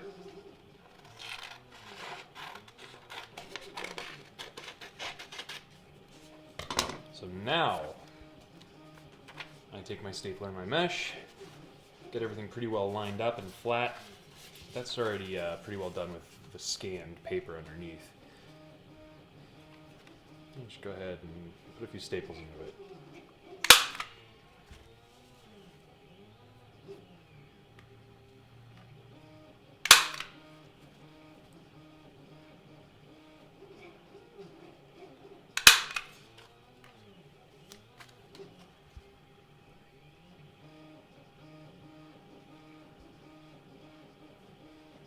Oh, I just noticed Marcus's comment. He's talking about how he likes the Dead Space suit, because we were talking about suits stuffed anyway before. But yeah, it's cool stuff. Really neat stuff, and just the whole sci-fi genre.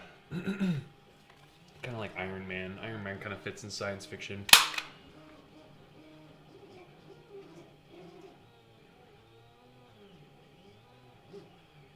Yeah, Gianni, that'd be pretty cool to see. Yeah, web shooters are pretty fun things to work on.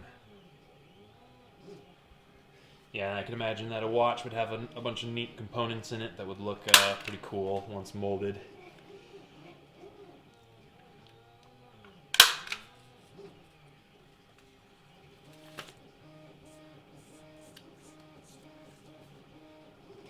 All right. Put a lot of staples into this one.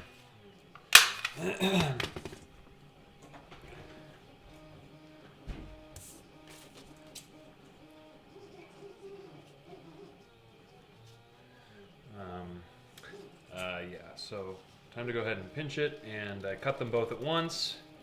It makes it a little more manageable to cut this black mesh, and I don't have to worry about marking it. That can be very difficult to mark an accurate shape on the black mesh.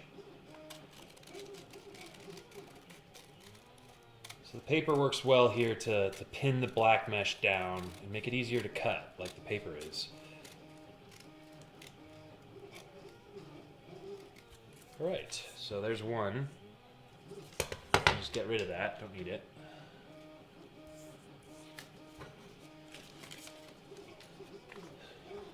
Alright.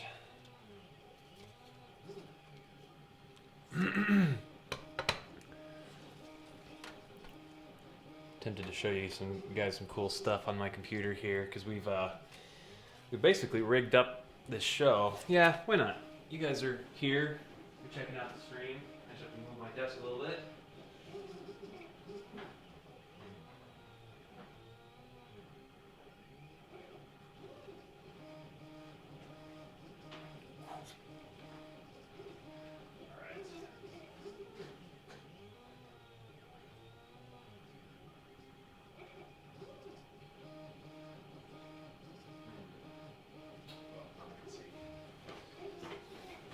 Alright, try to show you guys this neat setup we've got going for all of the stuff we've got coming up here. What is this video?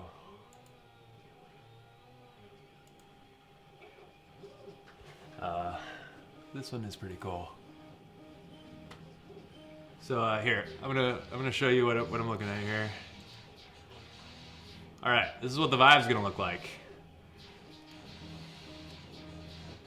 This is some test footage we took yesterday. I just thought this would be a neat little thing to show you guys. So this is me playing Light Blade in the Vive. That's pretty neat. You can kind of, you can see me in front of it. It's not quite augmented reality, but it's still a pretty neat way to look at streaming. Can I make that full screen? Oh, that's not the right button. There we go.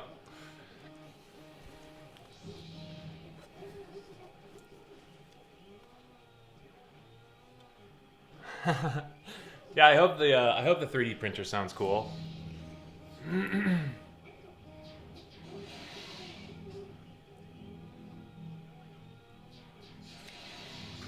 oops. Need to get rid of it still.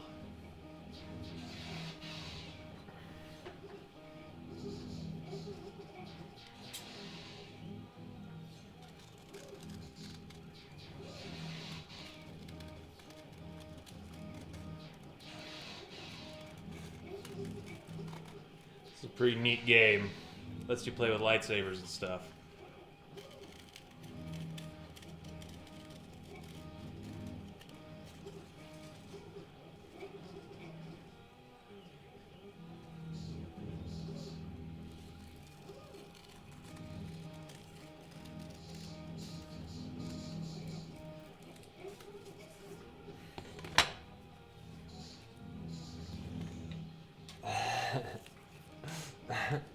Uh-oh. This is the fight with the dark, shadowy guy.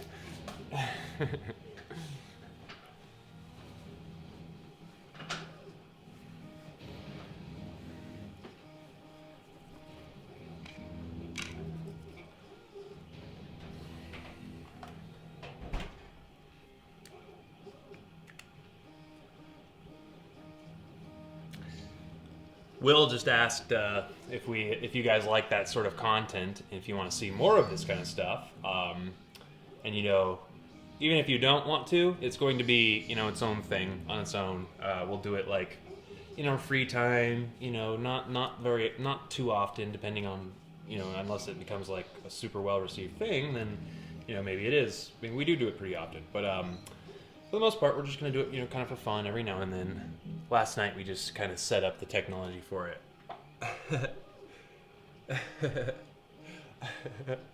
Well, I'll be honest, it's a little easy. That's kind of one problem with sword fights in the Vive, is that because there's no actual physical weight or anything like that to it, it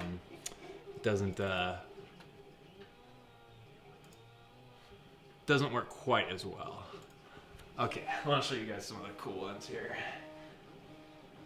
Welcome to my desktop. You can see Grand Theft Auto and stuff.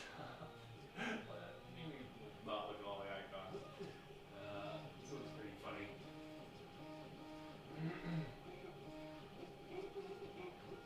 Oops. This is another test we did last night. And this is just the green screen and the Vive headset, and kind of just an experiment in filming in sort of an augmented reality sort of approach. It's pretty neat. That's the inside of a spaceship in Elite Dangerous.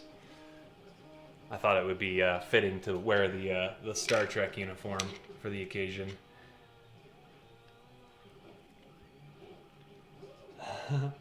And the talking and stuff, there's no audio because we were just kind of messing around with the video, but when we actually do this kind of stuff, there will be audio to go along with it.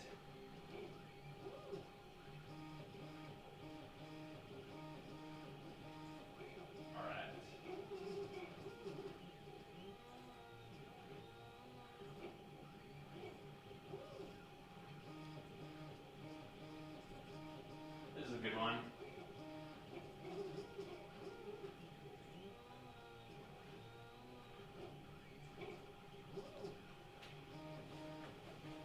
All right, this one's pretty fun. I'm gonna keep showing you guys this stuff because a little teaser of what the Vive night tomorrow might be like while I keep working on this stuff.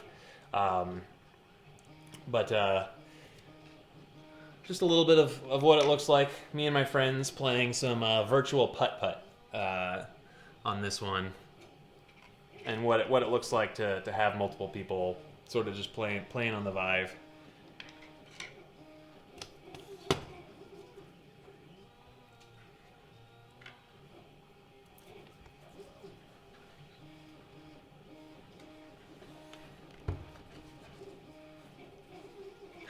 That's Will in the light tan shirt, or light like salmon colored shirt. And yeah, that'll be a fun part. Will get to be a little bit more involved when we play Vive. Otherwise, it's just all me, and that gets boring.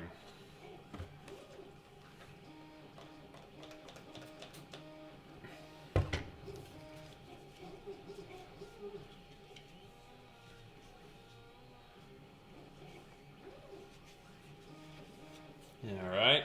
If you're curious about what I'm doing here, same as what I was doing in the first stream. I'm basically just cleaning the surfaces of the lenses while I before I end up gluing all the layers together, essentially. Is it? No, that's not.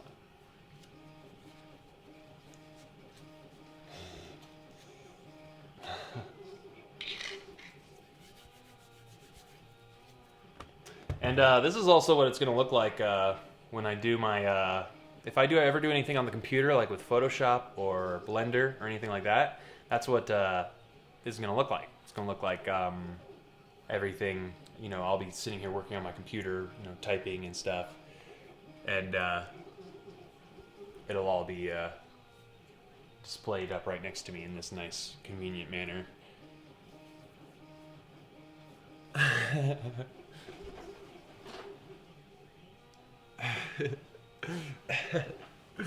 Pretty funny.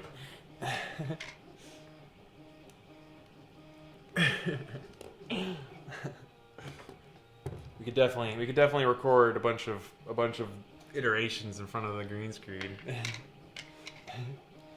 That'd be pretty funny. Okay, those are all clean.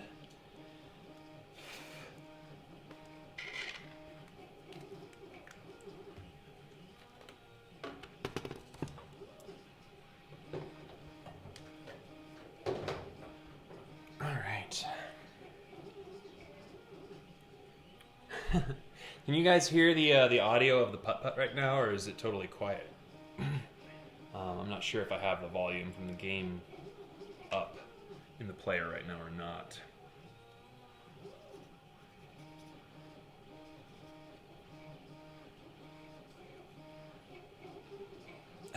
That's Heston, by the way.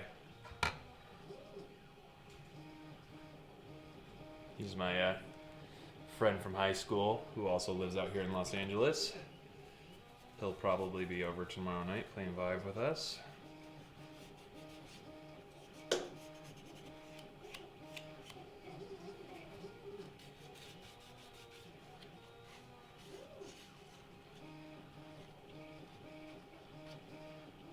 right. These are looking good.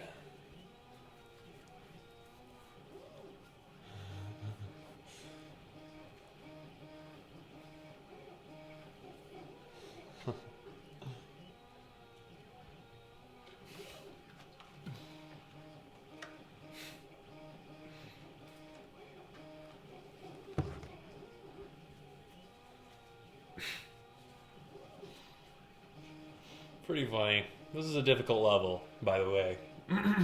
Everyone struggles with this one a little bit.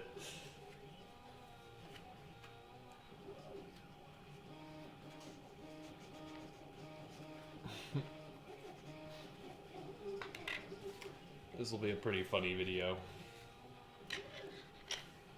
with that in the background. All right.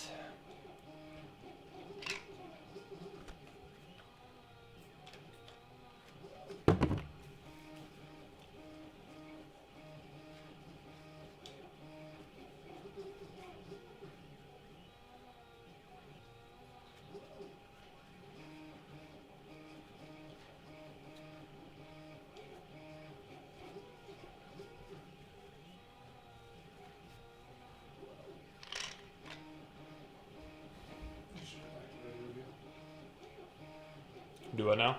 Go back to regular view. Yeah. Will says this is boring, so I'm gonna turn it back. I don't disagree yet. It's already boring. It was better when we're talking and stuff. But we'll let you see what I'm doing now.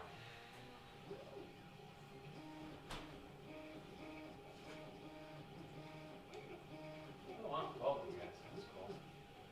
Figure out a way I can get that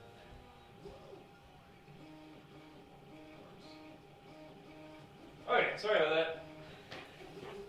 Had to change it back. Alright. So now you can see again.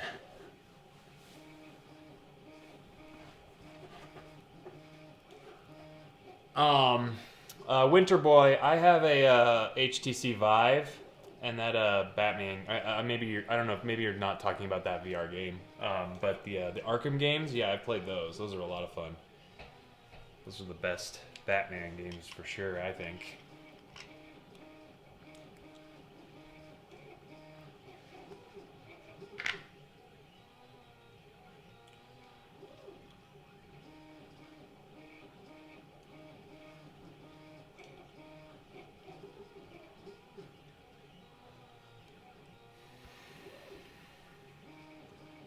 Alright, so you can see, I need to get a little more visible here.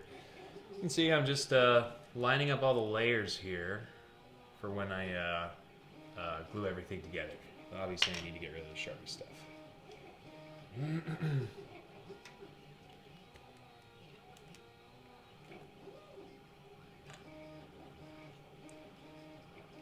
I don't think I played that one. The Marcus just mentioned the Return to Arkham. If that's the most recent one, then I don't know if I played that. I played like the first 2 or 3. I think up to the like prequel one. I think it's really fun. They're really good games. The stealth parts are always really fun. You have to sneak around and take out enemies and stuff. It's good stuff. And you get rewarded for doing it more like Batman in sneaky, clever ways. So those games are definitely worth checking out if you like video games. They kind of remind me of Zelda games too. A lot of puzzle solving and going across the map.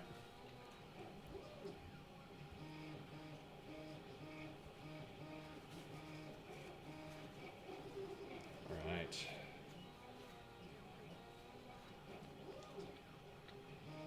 So, clean that off. Had a little bit of stuff left on it.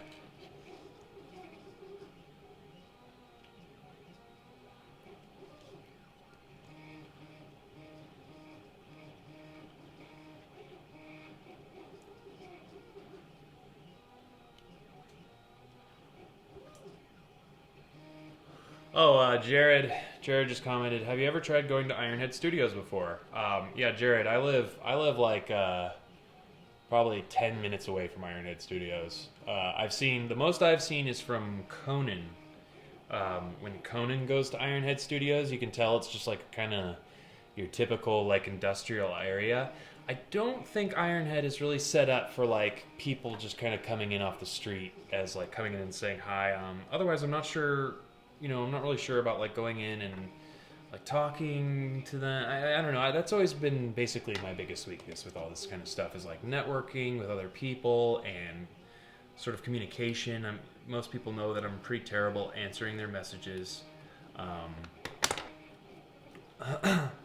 So that's always kind of been my biggest obstacle with that stuff. I would love to. I mean, I follow them and I love all the stuff they post.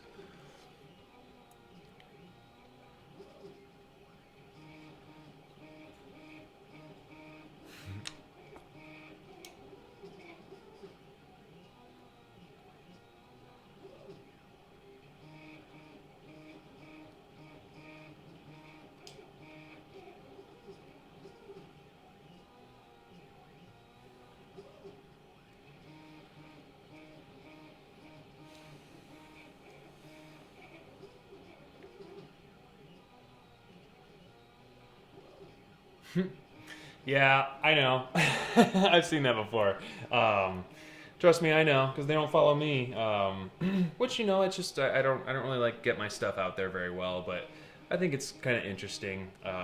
It's just kind of like I don't know. I just there's always kind of like this weird kind of glass ceiling I hit with sharing my stuff sometimes that I get more so because I guess I don't like get finished products out there. But I mean, I've like tagged them in posts before and stuff, and like, no, okay, that's kind of sucks. So well, all right.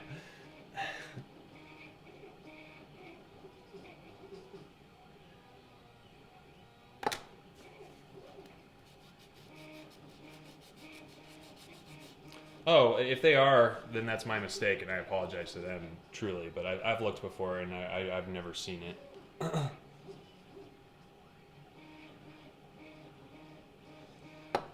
Let's look at that. I'll look at that right now. You can't look at it though. You guys, don't look at my phone. I need to be careful about that. I let you guys see my desktop earlier. It's risky.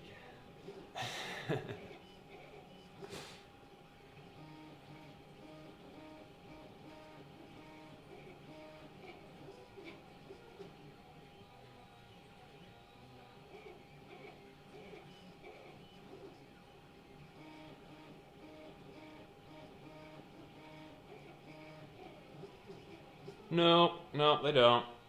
I don't know how that works for them.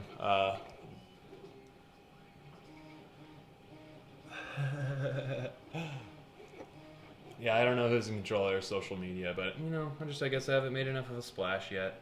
That'll change. Changing that right now.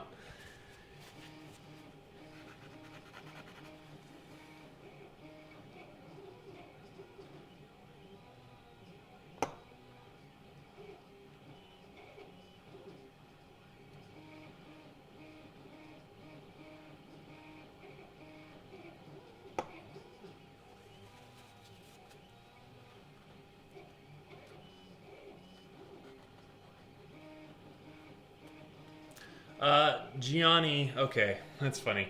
Gianni just said, I'm surprised you haven't tried to make some kind of functioning web shooters, considering you were creative enough to make moving lenses. There are things you could do. I imagine a functioning web shooter would probably be like a spool of like carbon filament or something that would be able to spool out and like stick into a wall or something, kind of like more like a Batman tool. But I mean, basically a functioning web shooter, one that actually like shoots a solid thing a distance is impossible. Because essentially it's kind of an infinite mass machine. It's just kind of able to create such large amounts of mass from nothing, unless you have like tanks of web fluid on your back. But even then, you're talking about like crazy. If you look on YouTube, you can see some videos of people that just basically make squirt guns that squirt nasty white water as web, which is gross. Yeah, it's kind of impossible with today's technology.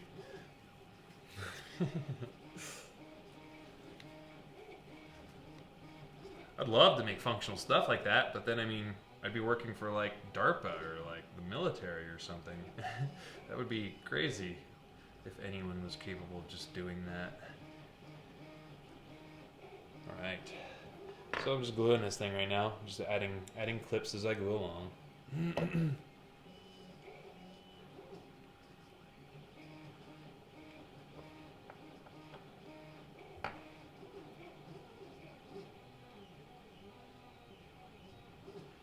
Thanks to all of you for tuning in right now. I know it's probably pretty late, or depending on where you are in the world, maybe it's not. But sort of a later stream.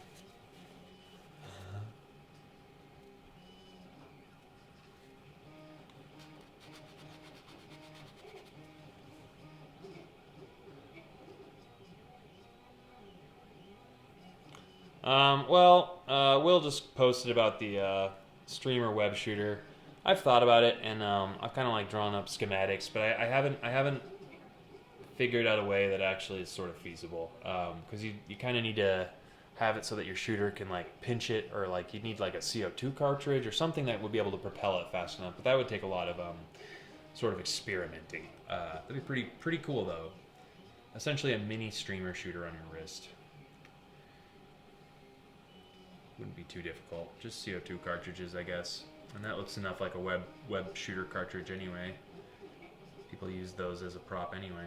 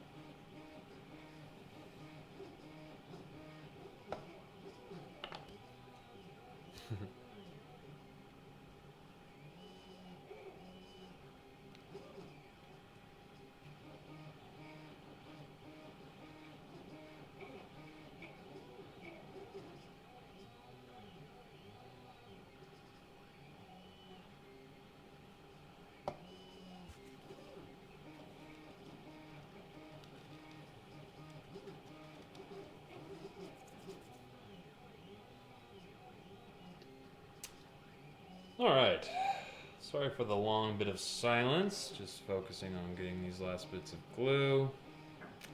I will say, if you guys are paying attention from where this is right here, you don't have to go nuts with the super glue here, because that's part of what was causing my problem of the lenses pinching too tight and creating these crazy little gray spots on the lenses. So you just need to get it so that they're held together and thin enough that they're not poking out of the mask when they're magnetized down.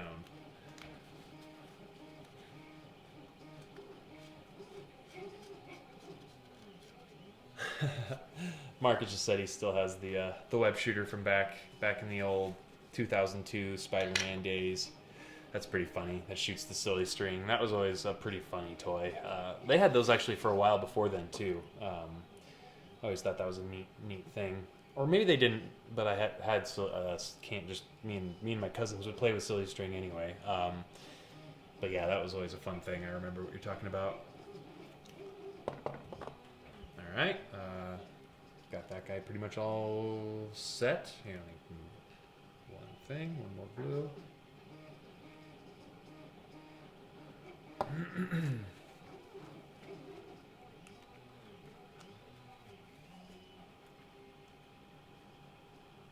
Right, great. That one's nice and setting up here. So, I need more clips. I just have a bunch. I have a lot of clips that I got from Home Depot for this purpose. All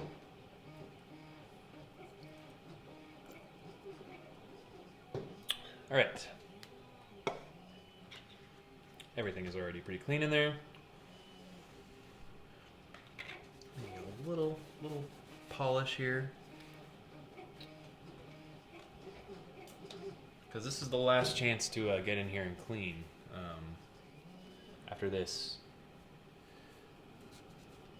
it's all sealed off.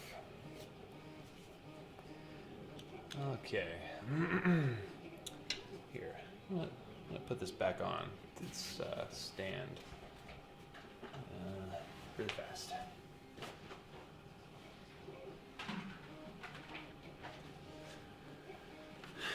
It was fun wearing this in the beginning of the video, but I need to remember to put it back up there, just for the sake of the live stream.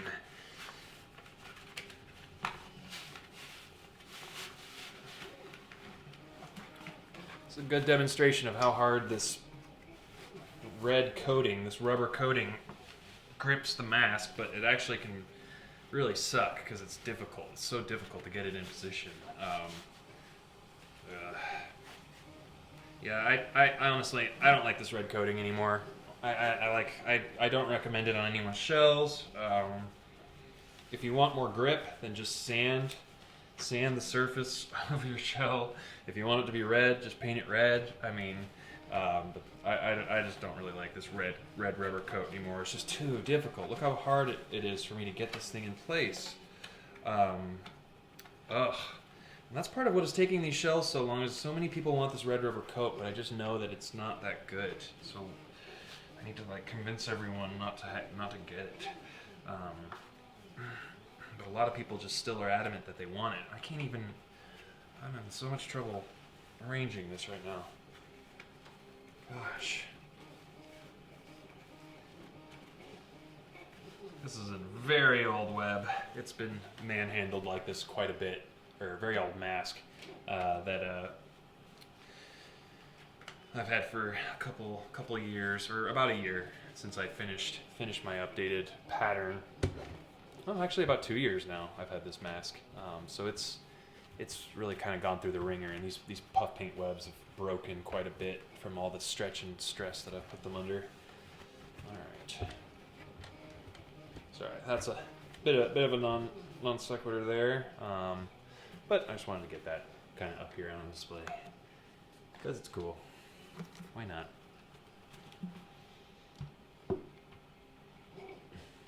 Neat. All right.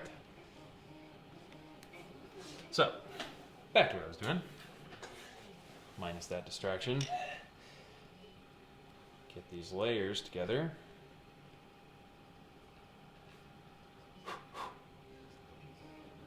Looks like my 3D print is pretty close to done. Yep, it's 92% here. Pretty funny that it would be so close to about how long the stream will end up being. Alright, so we've got all these layers pinched together here. Mesh, 2 different kinds of mesh between the 2 different kinds of plastic. And then, now that we've done that, start clipping. And once again, I do 3 clips to start. 1 in the middle of each magnet. This is good because it just ensures that this dome part is as tight as possible.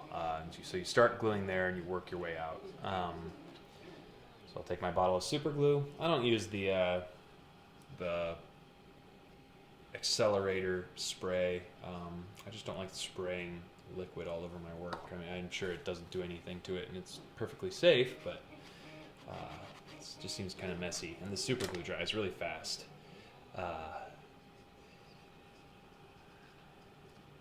So I'm just dipping little tiny drops of glue. I don't want to keep the lens underneath the glue, or else the glue will soak into the lens too much and might become visible.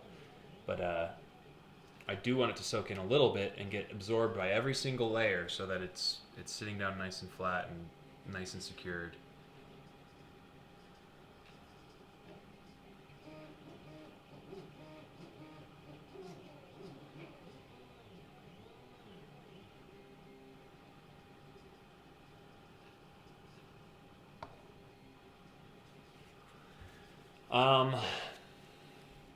So you're asking, Marcus just asked about the interchangeable collar pieces for the newest Amazing Spider-Man print.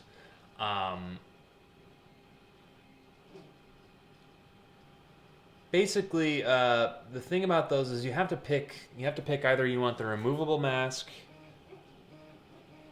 with either a hood underneath, or you have a removable mask and the nice, like, clean collar that, you know, is in the movie that makes it look like it's got a nice clean edge around the neck, or you just do the mask attached to the costume. Those are your 3 options: removable mask with the hood, removable mask with the clean collar, or mask attached to costume.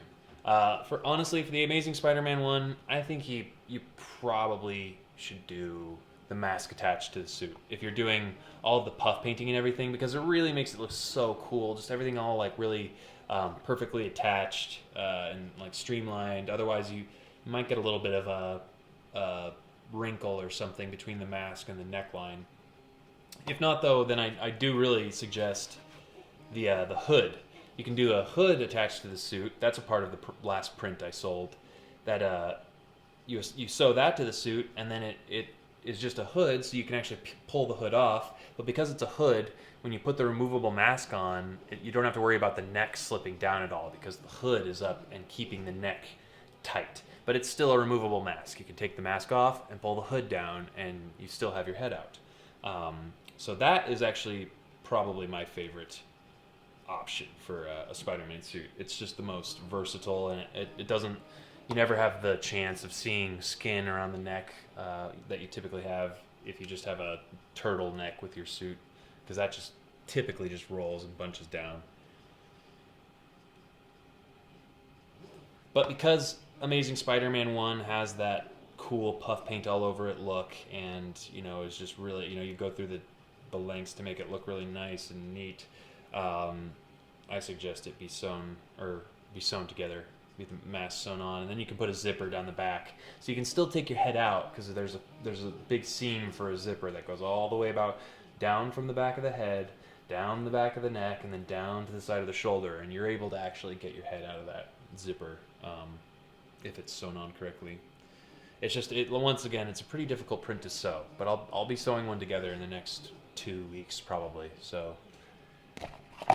we'll be getting to that. And that's kind of just how I'm going to teach Spider-Man sewing in general, because I figure if we're sewing the most difficult Spider-Man print together, then, we'll be able to sew anything. Spandex and superhero related.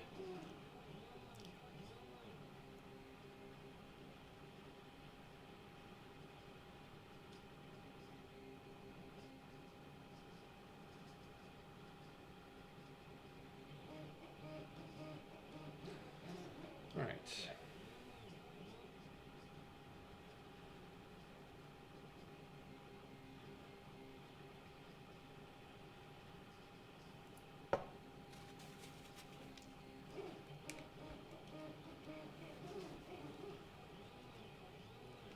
Marcus said, "Thank you, no problem.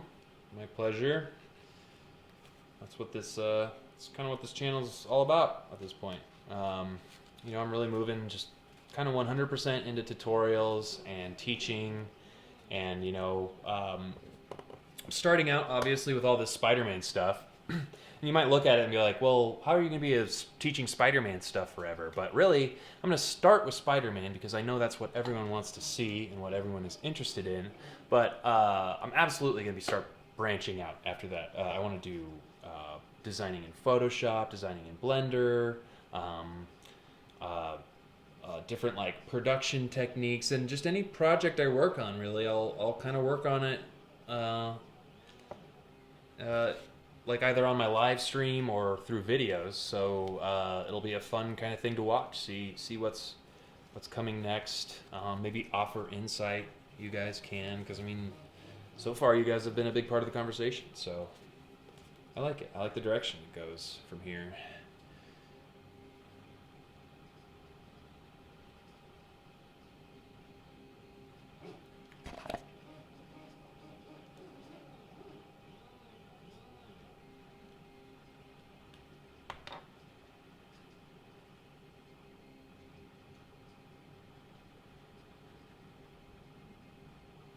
Right.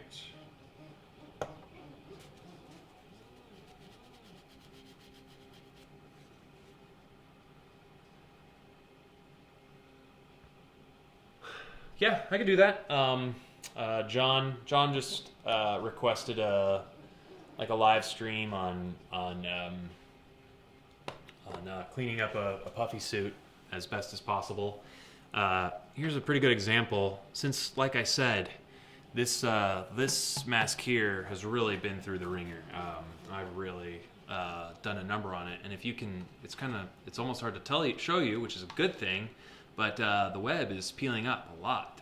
You can see breaks. You can see it flaking up right in here at the neck here. That's because typically, magnets. Typically. There's a zipper that goes along the back of this mask because it has such a tight neck. It damages these webs really badly to try and constantly be stretching a mask over a neck like this. Here's a piece here that you can see just peeled off. But that's a part of the cleanup. Is if you do have pieces that are kind of flaking off. Part of what that meant is sometimes it's hard to be positive, and this fabric, unfortunately, depending on the spandex, like how tight the knit is, it can kind of make it harder for the puff paint to stick.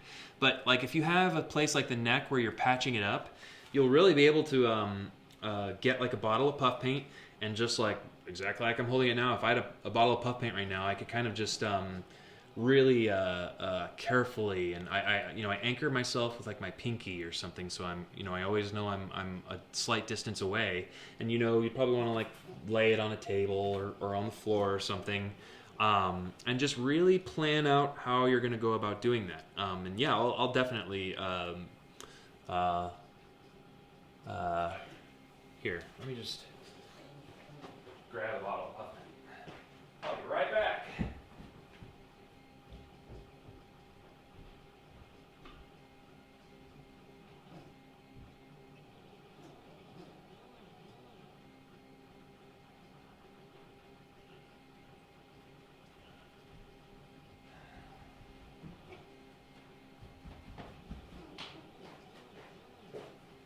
All right, sorry about that.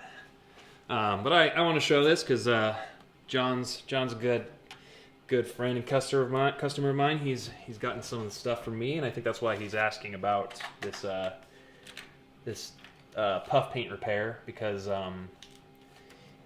he probably has a puff painted suit and he wants to know what to do about it. So you can use any whatever you do to puff paint. You can use that, but this is I use puff paint with a pastry bag, like a baker or pastry chef would. I just cleared out the nozzle with a pin, wiped it off on a paper towel. Then I'll make a pretty big amount in the trash can just to get out any like dried stuff in the nozzle. So I'm just gonna do this holding it. Try to make sure that I've got a good shot of it. So it's gonna be difficult for you to see, but I've got some puff paint missing, like right here. Hey, my printer just finished. That's fun. So Will's helping me out here to focus. Basically, just really easily, I'm cradling this in my arm because I've got a little bit of experience here. But this is the line I'm going to be doing right here. You can see that it's not shiny, it's kind of flat because it just has the ink underneath. It's just the same as any puff paint. You can kind of see the little ball of puff paint on the tip of the extruder here. It might be a little difficult to see. You just kind of create a little ball of ink coming out. You dip it against the missing web that you've cleared away. I kind of have the edge hitting. You have to plan this all really out in advance, so you're starting at one end and working your way over, and never like boxing yourself in. Like think of how you would mop a floor so that you're not blocked away from the exit. And now I'm rubbing the puff paint into this existing puff paint here. Just a very thin layer. Thank you. Just a very thin layer. Actually, I accidentally bumped it a little bit, but that's okay. Just a very thin layer that kind of goes out onto the existing layer, so that there's not too much of just a really stark contrast between the old and the new puff paint. It kind of encapsulates the old puff paint and anchors itself to it. Yeah, it's difficult to center this for you guys. And here's another one. I'll just do another one really quick because it's all kinds of destroyed around the neck. So I'm just being as steady as possible. It's pretty difficult with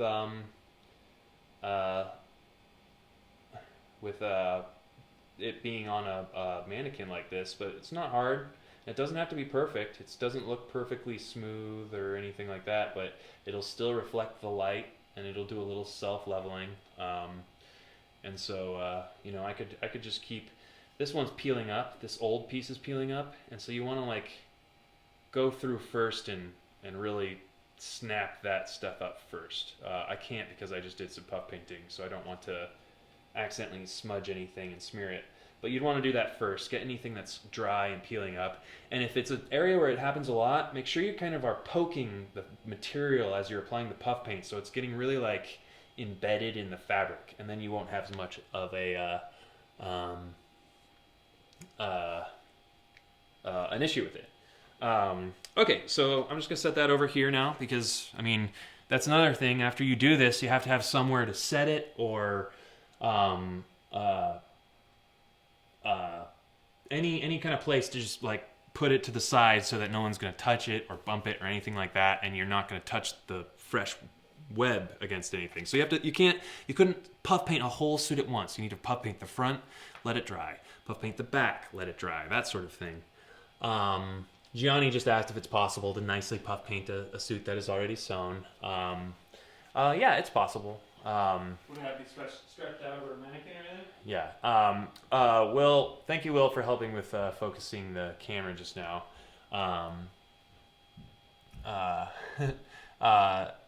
Gianni, it's possible to puff paint a suit on a mannequin. You have to like stretch it out on a mannequin or on a duct tape dummy, which are really easy to make if you don't have the money for a mannequin. And then you just have to be really careful. And like I was saying, or like I was just doing, just do really small sections at a time. But you'll find that if you could just do it flat, it's so much easier and so much easier to be clean and nice and make it look really good.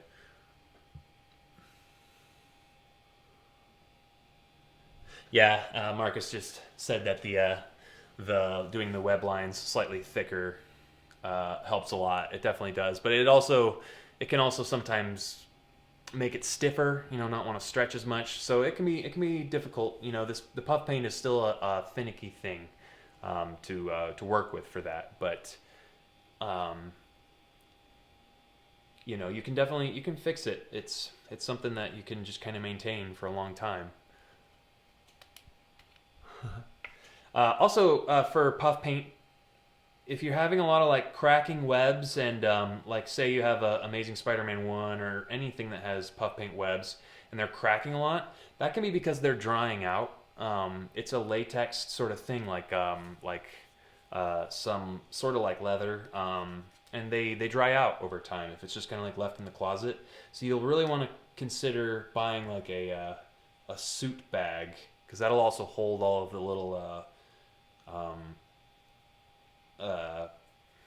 accessories. It'll hold like your web shooters and your shoes and your shell and your lenses, and that's a good way to keep most suits, is in like a suit bag like that. But it's good for puff paint because then it keeps it from just drying out. And then if it does dry out, you can use like automotive interior like hydrating oil, like automotive wipes for the inside of your car or dashboard. Just wipe that on the puff paint, and it helps it not be so sticky. It makes it kind of slick, and then it I think preserves the life of the puff paint because it keeps it sort of hydrated and keeps it more able to stretch and not crack. And it won't crack off so much in like your armpit regions where there's a lot of friction if there's that oil there to kind of lubricate it.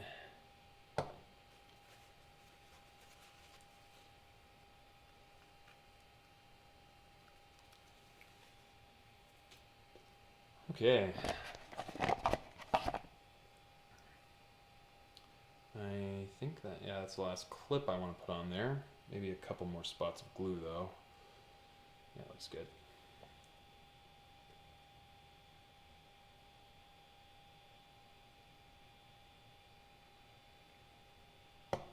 This one for some reason is kind of fighting against me, even though I trace the layers on top of each other pretty well.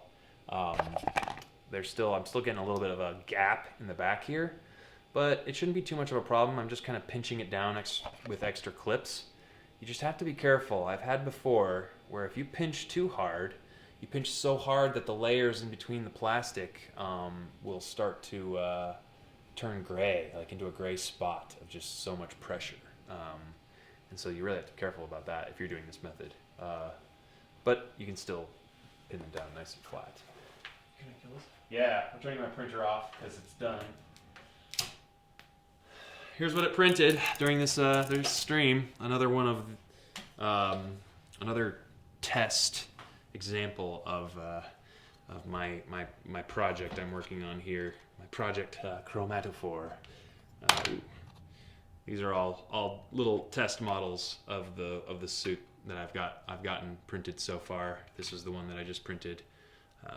Pretty neat. This is a suit model that I designed in Blender over the last two or 3 weeks ago, and so it's full scale and everything, and just needs needs the inner components designed and then printed, essentially. Like, I love 3D printing. It is such a huge game changer for making this stuff. It really made this project specifically possible. So I really love 3D printing. I can't sing the praises of that enough. I noticed earlier there was a question of what 3D printer I have, and I have the Anet A8 printer. It's basically a clone, I think, like sort of a Chinese knockoff of the Prusia i3, I think. So it's just a nice little. It was only $175 when I bought it, so $200 with the shipping and everything. And it took a couple weeks to get to me, but I didn't need it specifically when I bought it for anything. I just, at that low a price, I thought it was just so worth it, even if it wasn't going to be very good. And I'll be honest, it's not the best 3D printer. You could definitely get better 3D printers out there, but it's a great intro to 3D printing. You have to assemble the printer yourself, so you really get to know the components and how they go together, and sort of what they're for. And if you have any issues with it, it makes it easier to troubleshoot it because you can kind of take it apart. So I recommend, if you want to get into 3D printing, go to GearBest right now, gearbest.com, and look up the Anet, A-N-E-T, A8 printer. Because it's really cool. It really got me into 3D printing finally.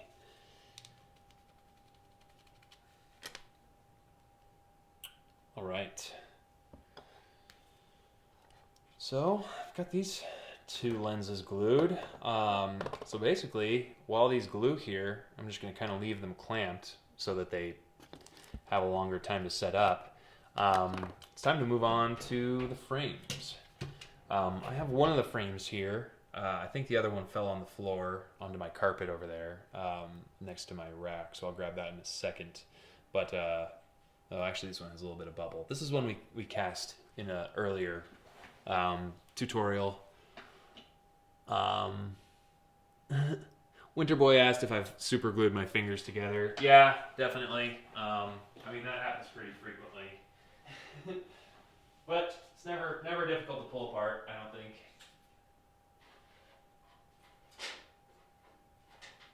Okie dokie.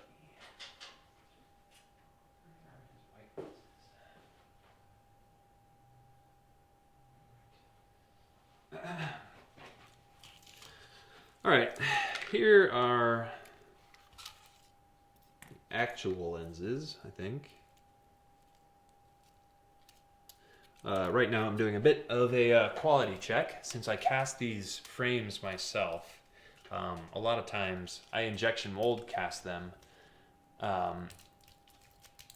but sometimes there are still little bubbles and flaws, so it's always worth it to go around the edges and just look for the little bubbles that will kind of, be problems later on.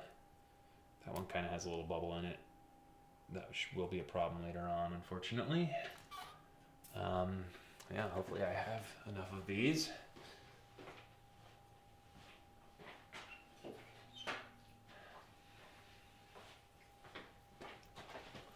Alright, as you can see, I have no shortage of these. I have these all over the place. Well, I guess you can't see these quite as well. Move them over a little bit.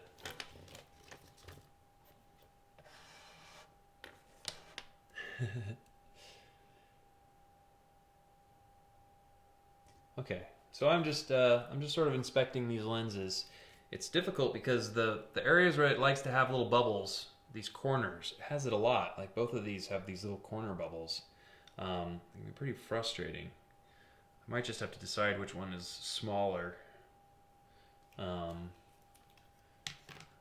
or end up having to cast a new one. Let's look at these white ones. I might just be able to do it as the white ones for his order, because these are ready to go. Yeah, let's say these are ready to go. Just double checking. Yeah, we'll just go ahead and do the white ones. That'll be cool. So these are white frames that go on top of these white lenses. It's not quite the same color of white, but it looks pretty cool. has a really neat effect. Those white frames just look like some kind of like G.I. Joe Arctic accessory, so it's pretty cool. It's funny. All right, so I just take a little jewelry wire snipper and get as close up to the plastic as I can to cut off my injection molding ports. I am doing this right over the trash can, not in front of the camera, because that will most likely make them go in the trash can. I have tiny bits of plastic all over my house though because of this. Yep, none of those made it in the trash can.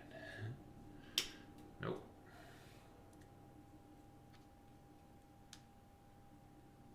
Nope. Yeah, there we go. All right, and then I'm just left with a couple little nubs and maybe a little unevenness on the backside, but we finish that with sandpaper, a little bit of sandpaper. So do that again. Again. This one has a red nub from the previous injection molding. Again. There we go. All right.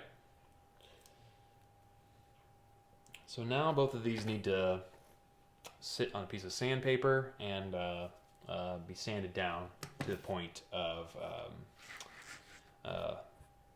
the bottom being totally flat. I'll grab that piece of sandpaper really quickly.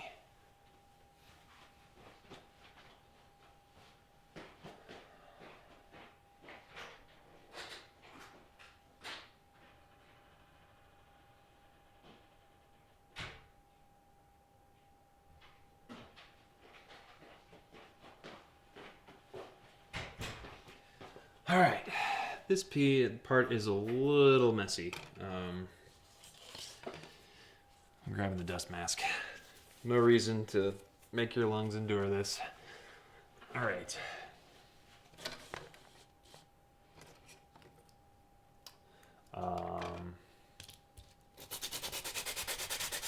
Rub it over the sandpaper, pretty easy. I like to rotate it a couple times because your fingers will create grooves where they're pressing down. Yeah, I also have a tool that will do that will hold the lens down a little bit, but I don't need it right now. Not sure where it is.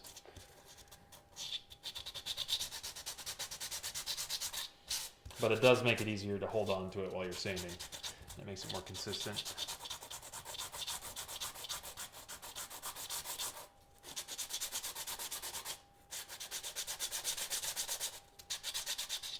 And this is good if you don't have one of those tools. It shows that you just can sand it like this. Okay, so I've already there's a little bit of flashing on the edge there, but I've already for the most part gotten it down to flat on the back. It needs some more here. More right there, more right there. Just until you've sanded off those little injection molding ports.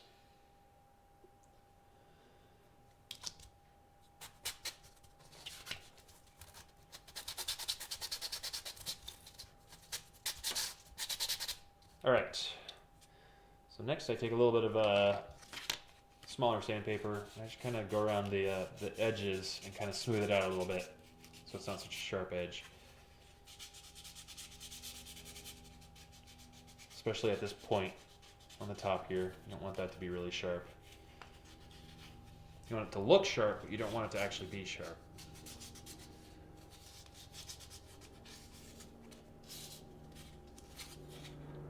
Alright.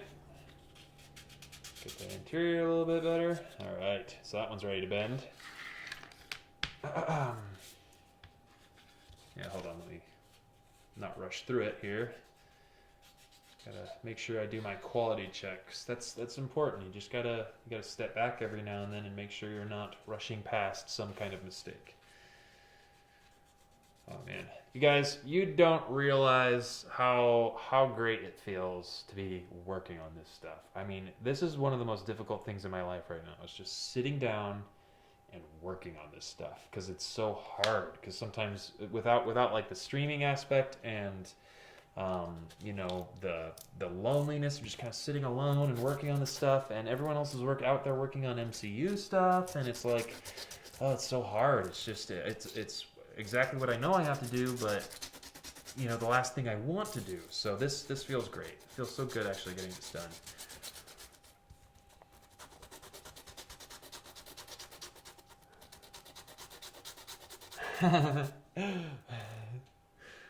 Jared just commented about the fact that how he wanted a TSM-1 mask around 2013, but now he's three or 4 years later here, and you have the shell and the mask. You just need the mask to be sewn. Yeah, that's good. I mean, it's taken a long time for a lot of people, just because, you know, I'm so inconsistent, like with my sales and things like that. So I'm pretty excited to start getting more stuff out there. Also, to those of you guys still on here watching, my pattern should be up on. I don't know if it's Selfie or Selfie. I guess Selfie would make a little more sense, but Selfie, yeah, that makes sense because it's files. You're selling files on it. Selfie. Yeah, so I'm working on integrating Selfie into my website right now, and then I'm gonna clean my files up as best as I can, and then get that up there so that those that have really been waiting a long time for prints and aren't able to make my once in a blue moon print sales will be able to finally work out their own print stuff.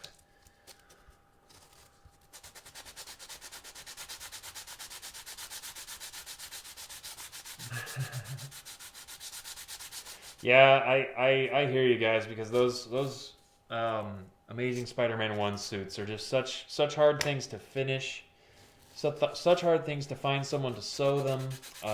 It's really it's a difficult thing. So it's kind of, you know, I love the attention and the, you know, the just the overall reaction to that suit, but at the same time it's like, oh wow, the hardest one, and that's kind of one that I've got my stamp on. Like, oh, that's good.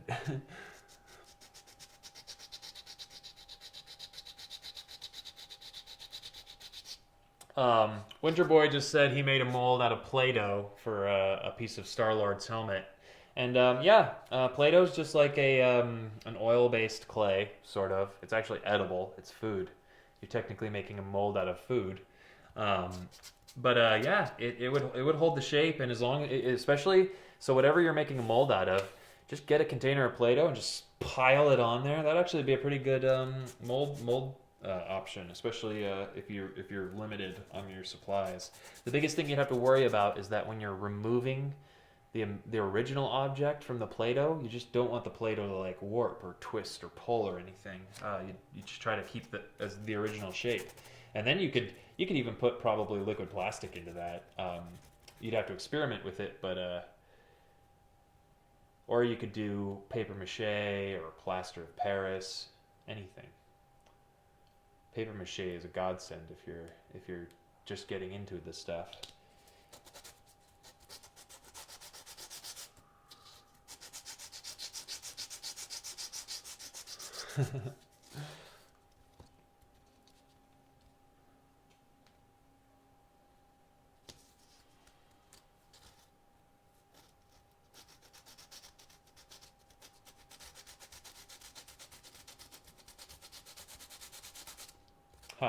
Yeah, Jared was talking about how he found my pattern through Taylor's, and his pattern based on mine. And yeah, like that's actually kind of also why I'm out here right now doing these tutorials, is like, yeah, it's good when it spreads around like that. You know, as most of you probably watching right now know, I've always been pretty, you know, hush hush, and like I keep a lot of my stuff secret.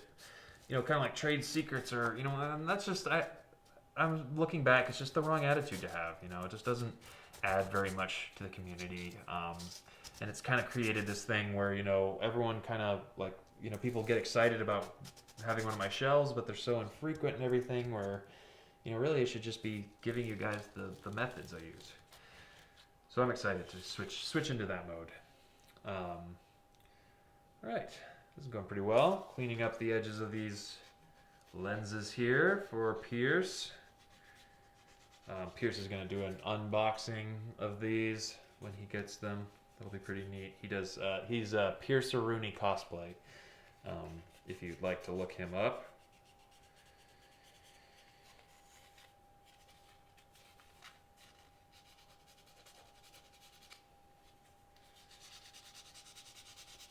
All right. Got this interior frame pretty well. Starting to notice issues with my frames that my silicone molds are old. I've mentioned this in a previous live stream, but my silicone molds are getting kind of old, and so they're kind of crumbling apart around the edges specifically. And so, I'm starting to have to fight against that more and more in this stage, having to sand down those kind of dilapidated parts of the mold that show on the final piece here. So I have to sand that down. Looks good though. So they're not apparent. Right. So we've got both of those all sanded and everything. Move my sandpaper over and clean up a little bit here.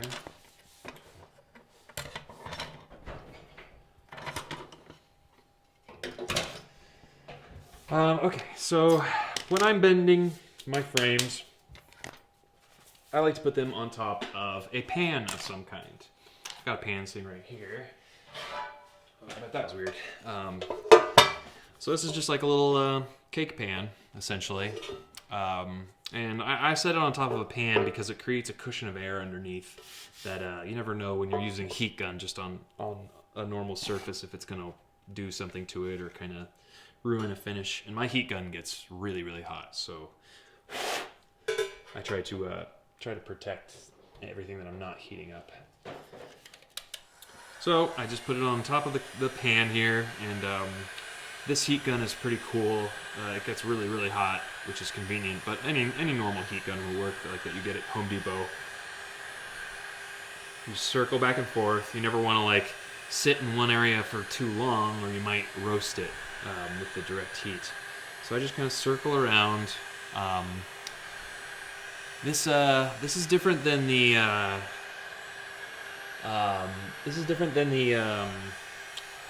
onyx plastic. It doesn't need as long to heat up, but that actually is kind of a little bit of a weakness of this plastic in that it can deform at a lower temperature. So like in a hot car or a really hot garage, it might deform. Oh, I probably should have had the lens ready to go first. I'm probably gonna have to heat that up again really quick. Get this lens out, because this is the lens we're gluing. All right. Get it into the shell, like so. Yep, pretty hot. I just use for this these little like soft like winter gloves that you can buy at like Target for $2, because I worry that any other harder glove might damage the nice glossy surface here when the plastic gets really hot. So it's pretty easy and it keeps the heat out. So I'm going to heat that up again really quick.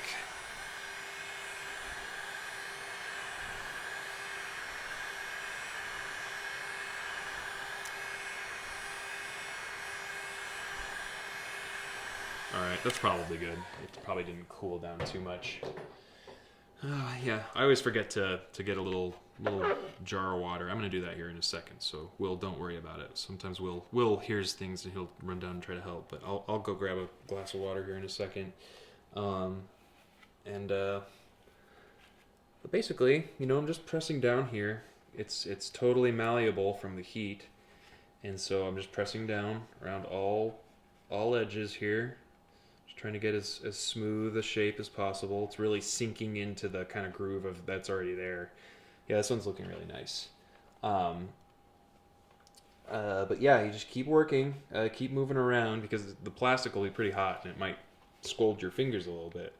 Yeah, you just keep keep kind of working your way around, just pinching down around the edges, because the edges are what's important. It has to, pinch down on your mask pretty effectively.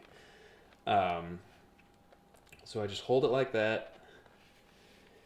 And then when I remember to have a glass of water next to me, just a little bowl, any large enough bowl of water that you can dip this into.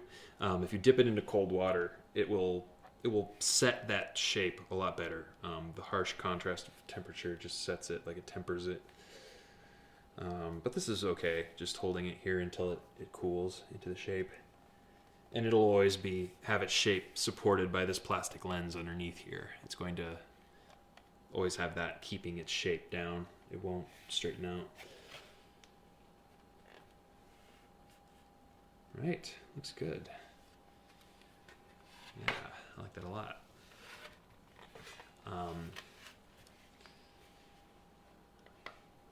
Hi, Jumbo Joe.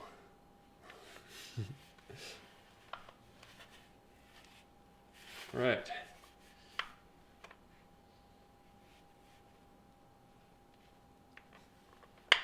There we go. Looks pretty good. Yeah, so I'm gonna let that sit and cool on top of this lens buck I've got over here. Oh, you can't see it. Grab my little glass of ice water really quick.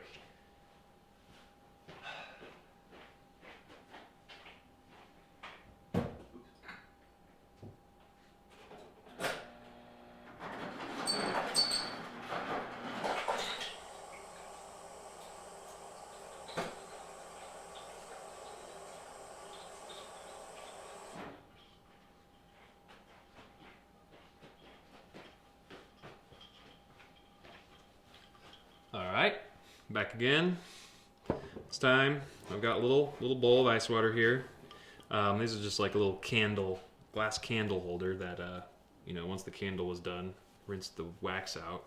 And that actually works really well for this because it's not too big. It doesn't take up too much space on the workbench. So, time to do the other side. Go ahead and pop this out for now. These together.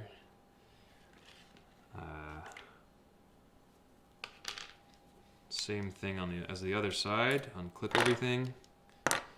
Everything's all stuck together. And then you magnetize it in place. Flip it around like that.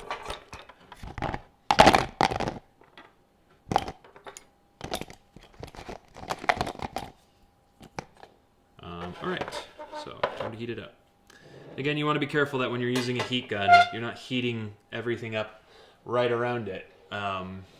Otherwise, you could damage something you don't intend to damage.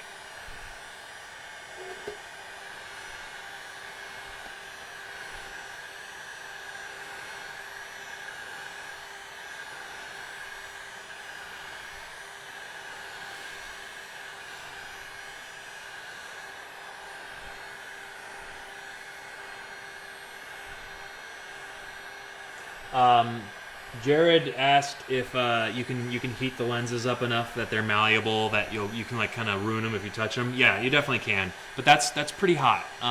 This plastic for the lenses needs to get pretty hot.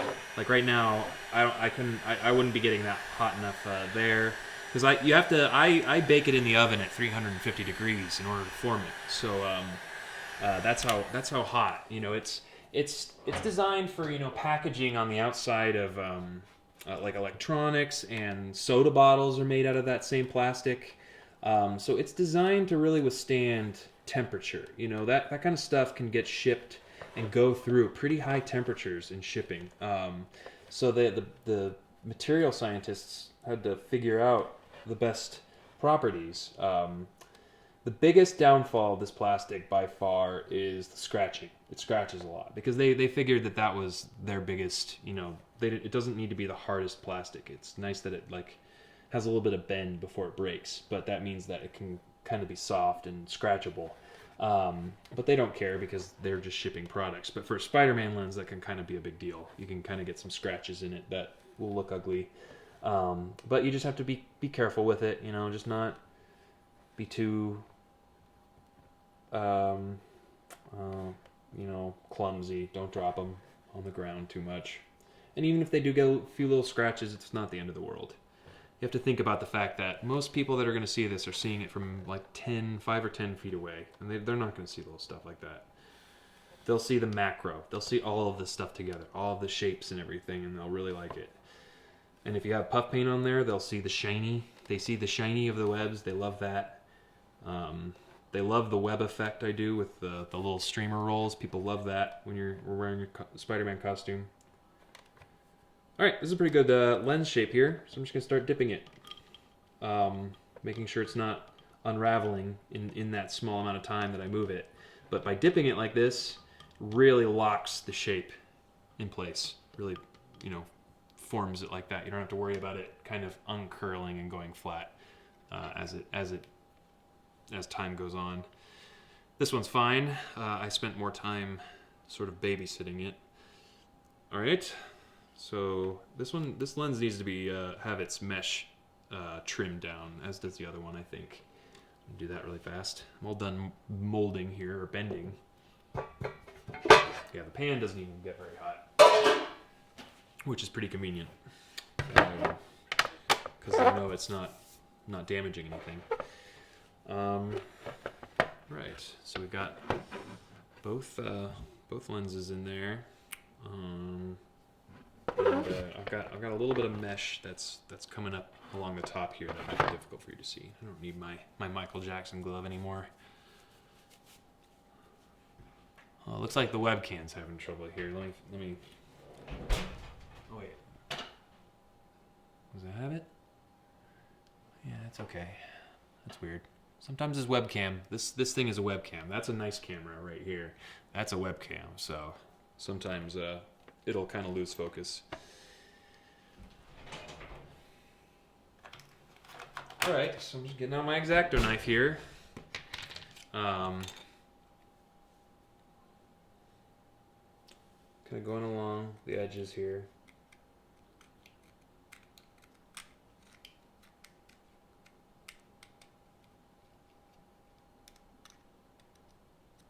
Just trimming off some of this excess white mesh that is kind of hanging over from the gluing process.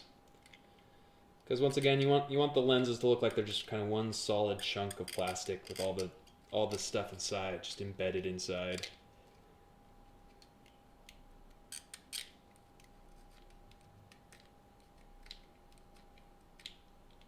And then also, we did this last time, but at this point, you can also sand down this tip right here. This is the front corner of the lens right here, but it kind of pokes up a little bit, and it makes it hard to glue the frame down and really have it flat. So you want it to be as flat as possible, basically. You don't want anything there that's going to make it stick up. And I'm sanding at an angle here so that I'm never actually sanding the front of the lens. I'm only sanding the high part of the corner, never the front of the lens. It's kind of hard to show you, but it's never hitting that and scratching it. All right, so I've smoothed that down a little bit. Oh no, I lost a lens or a magnet. Oh, I lost 2 magnets. Ooh, that's bad. I guess those glue joints weren't old enough. They hadn't cured enough. But oh, also, you know what it is? Yeah, I have extra magnets in here too that I typically put in at the end of the process that make the lenses stick in better. But for this one, I accidentally put them in too early, and it affected it. Oh well, that's good. Shows you what I do here. It's essentially the same process as before. This would have been a little worse if it had happened when I had already glued the frame on. But for right here, pretty much all I have to do is repeat the process of gluing on the magnets, but put the spandex back on there. Yeah, whatever, I'll let it sit for a second. What I'm going to do is I'm going to scratch it up a little bit more. I don't think I scratched it well enough because I can't find my normal scratching tool. But I've got my old scratching tool here. The scratching tool consists of a screw with some craft foam wrapped around it. Screws are pretty sharp. Just don't poke yourself or hurt yourself. And so that's why I scratch up the bottom of these lenses, or the bottom of these magnets, is because if you don't, then it's more likely that what just happened will happen. The magnets will just straight up snap off of the plastic, which is very bad. All right, that one will grab very tight. Go ahead and put that in there. Re-scratch this other one. And once again, this little piece of wood, just a little piece of scrap wood that I sanded smooth, and I drilled a hole in it, and I put another magnet inside of there, and there's a little divot, basically, that any magnet you're scratching sits in, and every single magnet is always the correct polarity, because they all are scratched on top of this one, which has the correct side facing upward. That way, you just know your magnets are always perfect. They're always the right polarity, but that kind of only comes up if you're selling masks and lenses. All right, so I've got those back in place, and since the front one didn't come off, all it is a matter of letting the frame pop back into that front one and putting more glue back onto the two back ones, and just doing the same process of gluing it on. I wish this hadn't have happened. It's not the best thing in the world. It's not as good as just the original magnet gluing, but it shouldn't be too big of an issue. Here we go. Go ahead and put some dots of glue. Doesn't need to be a ton, because if it's too much, it'll spill out and you'll glue your lenses to your shell. So just enough that it'll pancake when you smush it down, and create a nice layer of glue between the magnet and the lenses. All right, here we go. And I'm letting it find its natural point inside of that groove. It's a little more difficult than it was when it was just the bottom half. I'm just pressing it down, making sure it makes a pretty nice tight connection. And I'm actually taking some other magnets I have.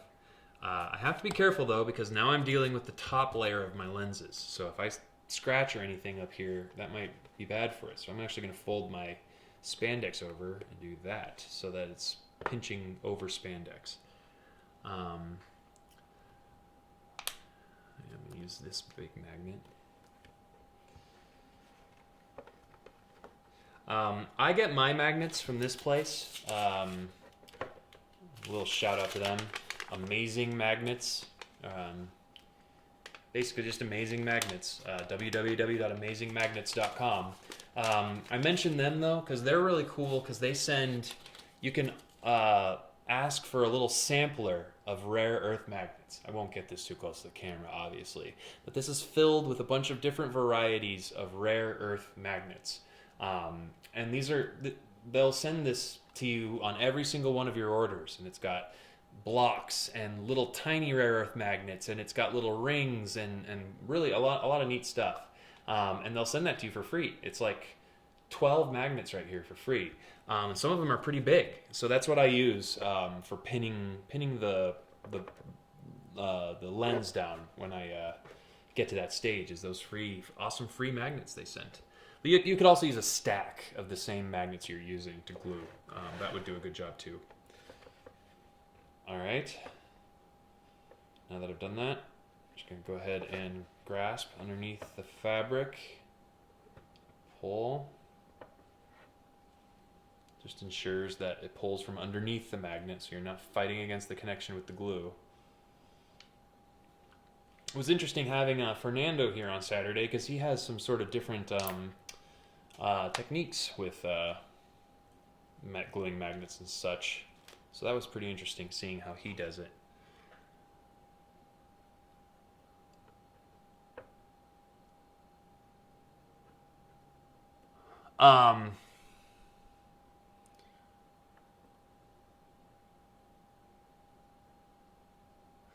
Sorry, I'm catching up on some of these last comments. Laurent is here. Hey, Laurent. Thanks for checking it out. Laurent's also a Patreon subscriber. Yeah, well, I've talked a little bit about how I'm going to be selling the file to my prints, and I'm also going to be sort of doing. I'll be allowing people to sew and assemble prints, my prints, and I'll give them my blessing to use my file and my prints and everything as long as I get a little bit of a commission from whatever sale they make. Yeah, I'll be letting people do that. So yeah, conceivably you'll be able to ask someone who's doing that because I struggle with this, just sitting and working and getting all this stuff done. Oh, I don't know if you guys saw, but it works pretty well. I fixed the magnets coming off. It still looks pretty flush and streamlined, so it's not like sticking up or anything, thankfully. And you just at that point you need to kind of make sure you're putting a lot of glue on in this second stage of just kind of dousing the magnet in glue and wiping it off, so that you know that there's a lot of glue keeping those from doing what just happened.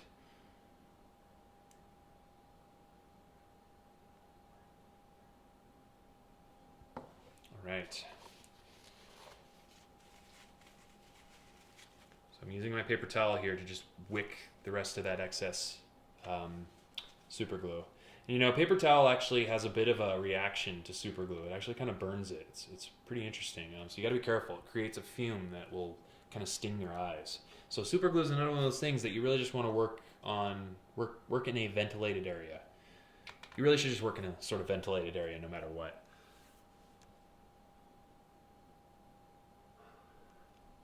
Oh, Lauren, sorry about that. No, I don't. So, yeah, you'll just have to wait until sort of prints and stuff are coming around.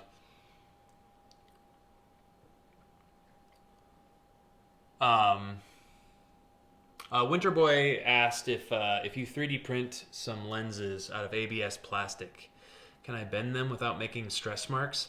Yeah, if you were to 3D print, like say this frame, out of ABS plastic, if you 3D printed it totally solid, you would be able to heat it up. You could heat it up and bend it like the same way I'm bending these frames.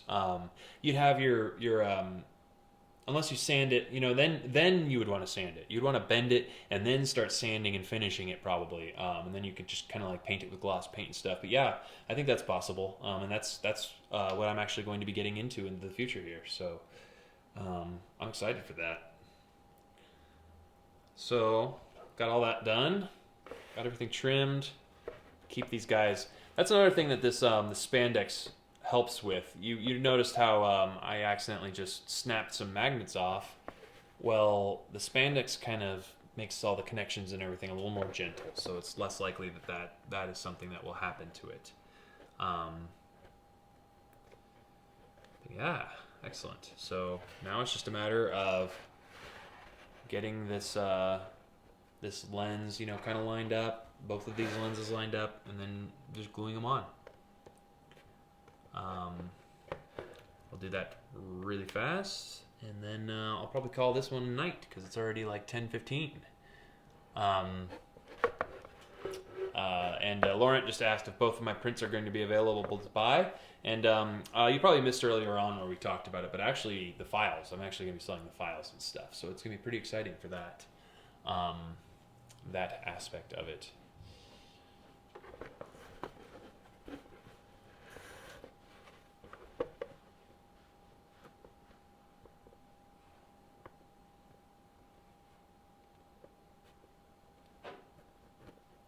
All right.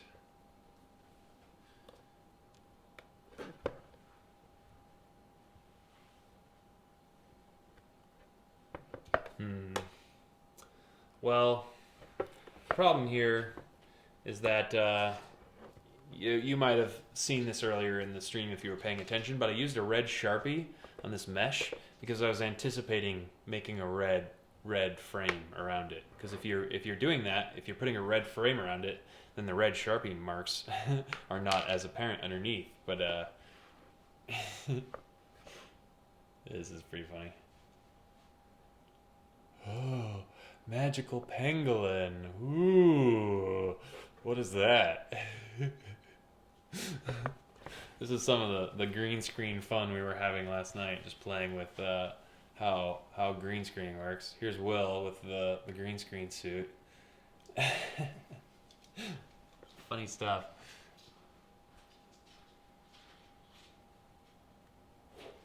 Laurent just asked if there are any ASICs out there that I know of. You might not have heard that I'm going to be getting into a lot more like 3D printing and selling STL files for 3D printing. Those ASICs are one thing I want to tackle because I'll be able to resize and I'll be able to make it so that you'll be able to buy the file for the ASICs and you'll be able to print off whatever file, whatever size you need. And then it's going to be a matter of either printing them in a flexible material, like you can actually print into some flexible rubbers, or printing them and then molding them in like a urethane. But that's much better than them just not being available.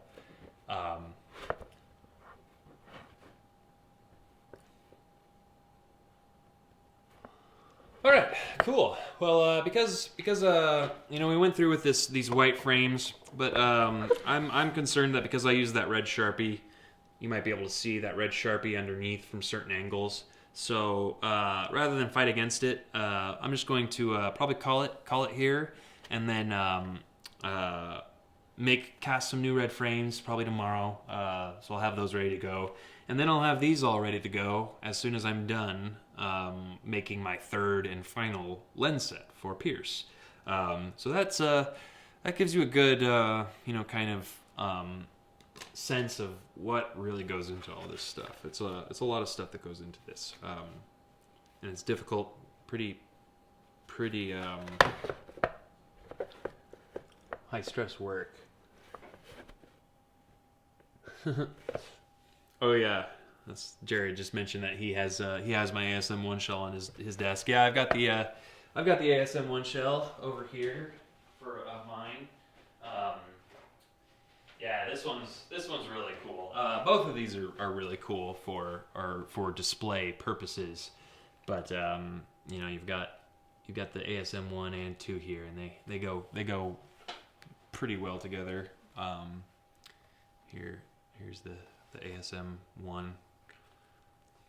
Very shiny, very much shiny. You see, we're looking at it here close with the camera. You can't even tell that it doesn't have the right pattern in the gold, even this close up. It's just not all that matters is that it's a curved gold surface.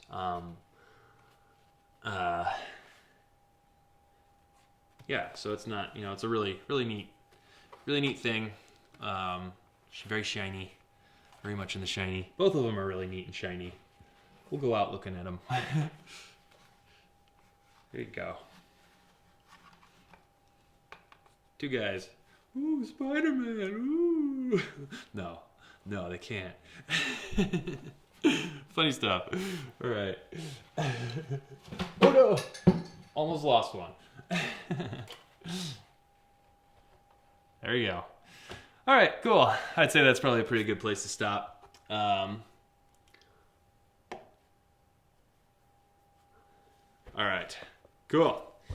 Well, thanks for tuning in, guys. It's fun having you in, for my stream, and tune in again. You're probably subscribed to me already, but if you're not, subscribe, and you'll get a notification when I'm done. Oh, thanks. Will's got the button, so I don't have to walk away here. All right. Thanks for watching, guys. Tune in again.